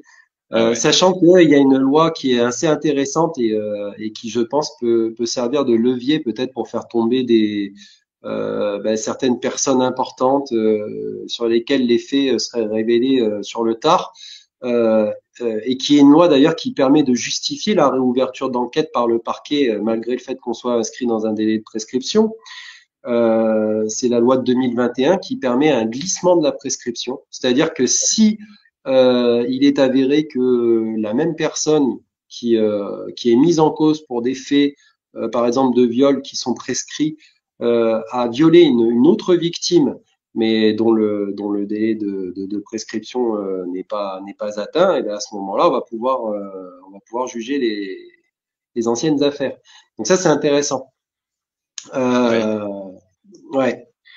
Mais voilà, donc, mais ce qui est dommage, effectivement, c'est qu'on a sur le non-cumul des peines, là, c'est quand même un truc qu'on voit qu'en France. C'est vrai que partout ailleurs. Alors c'est un principe de droit français, c'est-à-dire ce qu'on appelle la fusion des peines, la confusion des peines, pardon. Il se fait tard, je commence à. C'est le principe de la confusion des peines, c'est-à-dire que déjà on part du principe que c'est la peine la plus sévèrement punie qui donnera le quantum maximal de la peine. Et ensuite, si dans le même dossier, dans le cadre de la même affaire, on a un cumul d'infractions, on va avoir un effet de confusion, donc qui va venir augmenter, on va dire, la moyenne de la peine totale, mais toujours en dessous du quantum maximal prévu par la peine la plus sévèrement punie. Alors, il existe des peines cumulatives, mais elles sont très rares. Par exemple, le fait de s'évader de prison est une peine qui vient se cumuler aux autres. Voilà, quand le gars qui s'évade de prison et qui commet d'autres infractions à côté, voilà, c'est des peines cumulatives, ça. Mais c'est très rare. C'est très rare. Il y en a un qui va passer une mauvaise nuit en prison, là. C'est le narcotrafiquant Mohamed Amra, là, qui a été repris, là. T'as suivi ça, non, en Roumanie, et qui ce soir rentre en France par avion spécial. Lui qui a tué des gardiens, justement, lorsqu'il y a eu cette prise d'otage. Oui. Bah, il sera toujours mieux en France qu'en Russie ou à Guantanamo, hein. Je pense qu'il doit préférer se faire interpeller en France et arrêter en France plutôt qu'ailleurs, hein. De ce côté-là, c'est sûr qu'il y a comment dire, un aspect dissuasif de la prison qui n'existe plus. Il se dit innocent, il a demandé à revenir en France, hein. Oui. À voir, affaire en cours. Voilà. Mais c'est vrai que pour en revenir sur les points fondamentaux de la soirée, je dirais que ça, c'est le premier, et après les deux autres. C'est surtout qu'après on a cette ouverture au monde, hein, qu'on doit à l'élection de Trump, dont on a parlé. Il y a une influence réelle, je pense, de la nouvelle ligne idéologique imprimée par les Américains. Quoi qu'on en dise, et Karl avait raison là-dessus, les États-Unis finissent toujours par déteindre sur la France, hein, de toute façon. 10 ans, il disait un délai de 10 ans. Ouais, ça va être très difficile, je pense, pour la France d'imprimer son diktat idéologique, alors que là je parle de la France, mais de l'Europe en général. Ouais. Alors que l'Europe idéologiquement se retrouve désormais complètement isolée face au reste du monde. Et c'est peu de le dire, c'est-à-dire qu'on a tout le bloc eurasien en face, on a les États-Unis, on a l'Amérique de toute façon en général, qui aussi adopte des postures idéologiques plus conservatrices. On a toute l'Afrique, pareil, qui adopte des postures conservatrices.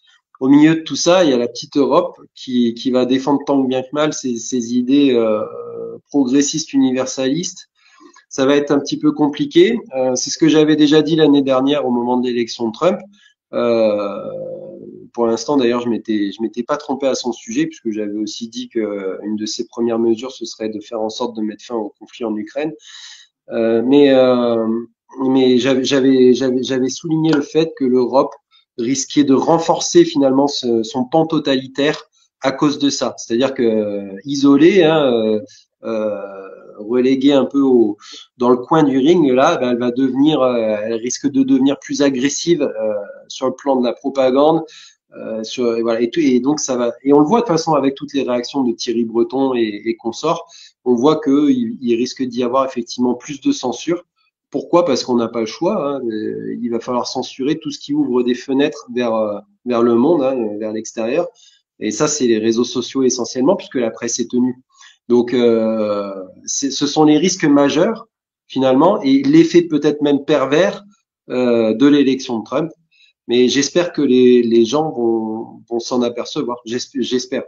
Là-dessus, je me fais quand même pas trop d'illusions, hélas. Mais et quand on voit le système de la presse française, que tu connais bien d'ailleurs, hein, sa façon de fonctionner, subventionnée, et aussi tous les conflits d'intérêts qu'il y a à l'intérieur. Il y a qu'à parler de la famille Duhamel ou de gens comme Léa Salamé aussi qui sont en couple avec des personnalités comme Glucksmann ou autres.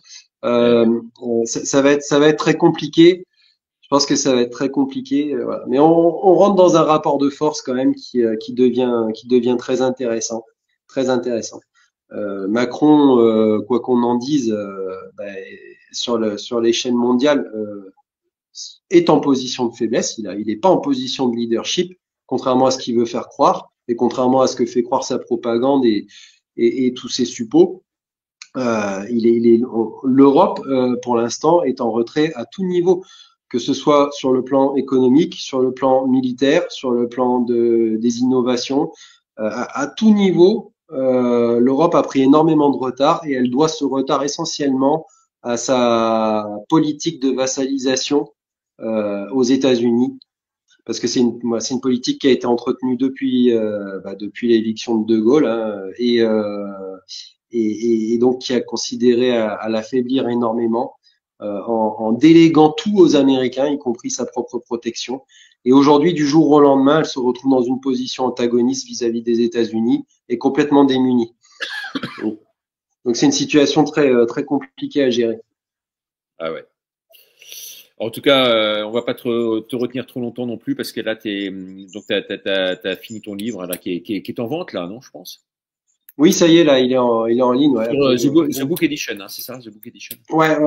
Et The Book Edition, tout à fait. Donc captionen qui vient du latin captio, qui veut dire piéger ou sophisme, voilà. Et c'est l'accusatif présent de captio. Captio, bah voilà, captionem. Captionem. On va retenir facilement ce titre. En tout cas, je te remercie beaucoup, François, parce que c'est super. Tu donnes à chaque fois dans toutes nos émissions du mardi un éclairage vraiment particulier sur tout. Et puis, je suis vraiment content de voir que sur tous les sujets, en fait, tu arrives à avoir une superbe rhétorique et puis une bonne connaissance et puis un éclairage vraiment très profond et très particulier qu'apprécient beaucoup les téléspectateurs, je tiens à le dire. Ce qui est très intéressant là pour les enfants, on n'en a pas parlé, mais peut-être qu'on aura l'occasion d'en parler plus tard, c'est aussi l'aspect rituel, parce que comprendre le monde dans lequel on vit aussi, c'est comprendre cette fameuse grille de lecture de l'inversion des valeurs. Et il y a un lien entre l'agression qu'on commet envers les enfants, ces rites aussi sacrificiels qui sont pas des légendes, et les positions clairement antéchristiques revendiquées. C'est-à-dire que, mais ça, j'y reviendrai plus tard parce que c'est quelque chose de complexe et il faudrait développer. Et on n'a pas la soirée, mais mais effectivement, il y a des passages dans la Bible qui évoquent déjà les sacrifices d'enfants et qui les dénoncent. Et il est clairement antéchristique justement. C'est clairement pour aller à l'encontre de ce qui est dit dans la Bible qu'on le fait. Et tout ça, il y a des raisons. J'ai déjà travaillé là-dessus et j'ai déjà écrit là-dessus. Et c'est quelque chose de très intéressant, très intéressant pour comprendre vraiment les fondements du mal et comment le mal se justifie quelque part dans ses actes. C'est très intéressant ça. Mais faudra qu'on en parle plus tard. On y reviendra là-dessus, effectivement, sur les origines du mal. En tout cas, merci à vous tous d'être venus si nombreux ce soir. Là, on explose les compteurs. Merci d'être là demain, parce que demain, ça va être très intéressant. Il y aura Jim Leveilleur et puis Patrick Martini. Ce sera très intéressant parce que il y aura toute une lecture qui sera faite de Natacha Ray, là, qui est en train de peaufiner un peu son texte et qui a demandé à ce que je puisse le lire demain, une forme de communiqué par rapport à tout ce qui se passe, qui se dit aujourd'hui, sur lesquels nous sommes revenus ce soir en partie, bien sûr. Et donc, elle m'a envoyé un message et elle m'a demandé de pouvoir le lire demain. J'en ferai une minute de Ricardo demain matin. Et demain soir, donc soyez très nombreux pour écouter ce qu'elle va nous dire par rapport à tout ce qu'elle vit aujourd'hui, l'horreur de la situation dans laquelle elle est plongée, à la fois à titre personnel, puisque c'est très difficile pour elle de vivre aujourd'hui traquée dans ce contexte, au niveau également de sa santé, puisqu'elle est vraiment très affaiblie aujourd'hui, et puis au niveau juridique aussi, puisque aujourd'hui elle ne vit de rien et a été privée de tout depuis l'émission qu'elle a pu faire avec moi, privée de tout. Alors justement, je crois que je vais faire passer quand même, si vous avez une minute, une bannière pour l'aider, parce qu'elle a ça. Alors elle m'a dit que c'était avec, voilà, pour aider Natacha Ray. C'est un PayPal, Natacha Ray, et c'est celui où il y a le chapeau, parce que figure-toi, François, ce qui ne t'étonnera pas, c'est que ces salopards, ils ont créé un faux compte, Natacha Ray, pour récupérer une partie des dons. Donc c'est bien, elle m'a fait savoir que c'était bien le site PayPal où il y avait le chapeau. Alors, si vous voulez l'aider à vivre, parce que là, elle n'a même plus le minima pour conserver son appartement. Non, mais elle vit dans une situation, cette femme, je ne sais même pas comment elle fait, franchement. Bon, on est tous un peu concernés par la situation de précarité extrême, mais elle, c'est encore pire que tout, quoi, parce que elle est obligée de suivre des soins à domicile, et si elle n'a plus de domicile, elle ne va pas errer comme une âme en peine dans un nomadisme ambiant, quoi. C'est compliqué, hein, François. Bah, moi, je parle pour moi, mais si j'avais repris un dossier sur lequel le travail avait été à ce point prémâché, j'aurais fait en sorte d'apporter une assistante, une assistance, une aide, et notamment en plus si ça avait été rentable, comme ça l'est. Je veux dire, ça me paraît, du point de vue humain, ça me paraît complètement normal de le faire, quoi. Laisser quelqu'un comme ça au fond du trou alors que elle a tout apporté, je comprends pas. Ou alors je maîtrise pas tous les tenants et les aboutissants et ce qui s'est passé vraiment, mais ça, moi, ça me dépasse. Sinon, voilà. Ça nous dépasse. Écoutez, merci beaucoup, merci François, merci à vous tous. Et puis on se retrouve. Oui, dernier mot, François? Non, je disais merci beaucoup. Ah bah c'est nous qui te remercions. À demain pour une nouvelle émission. Au revoir. Très belle soirée. Au revoir. Merci.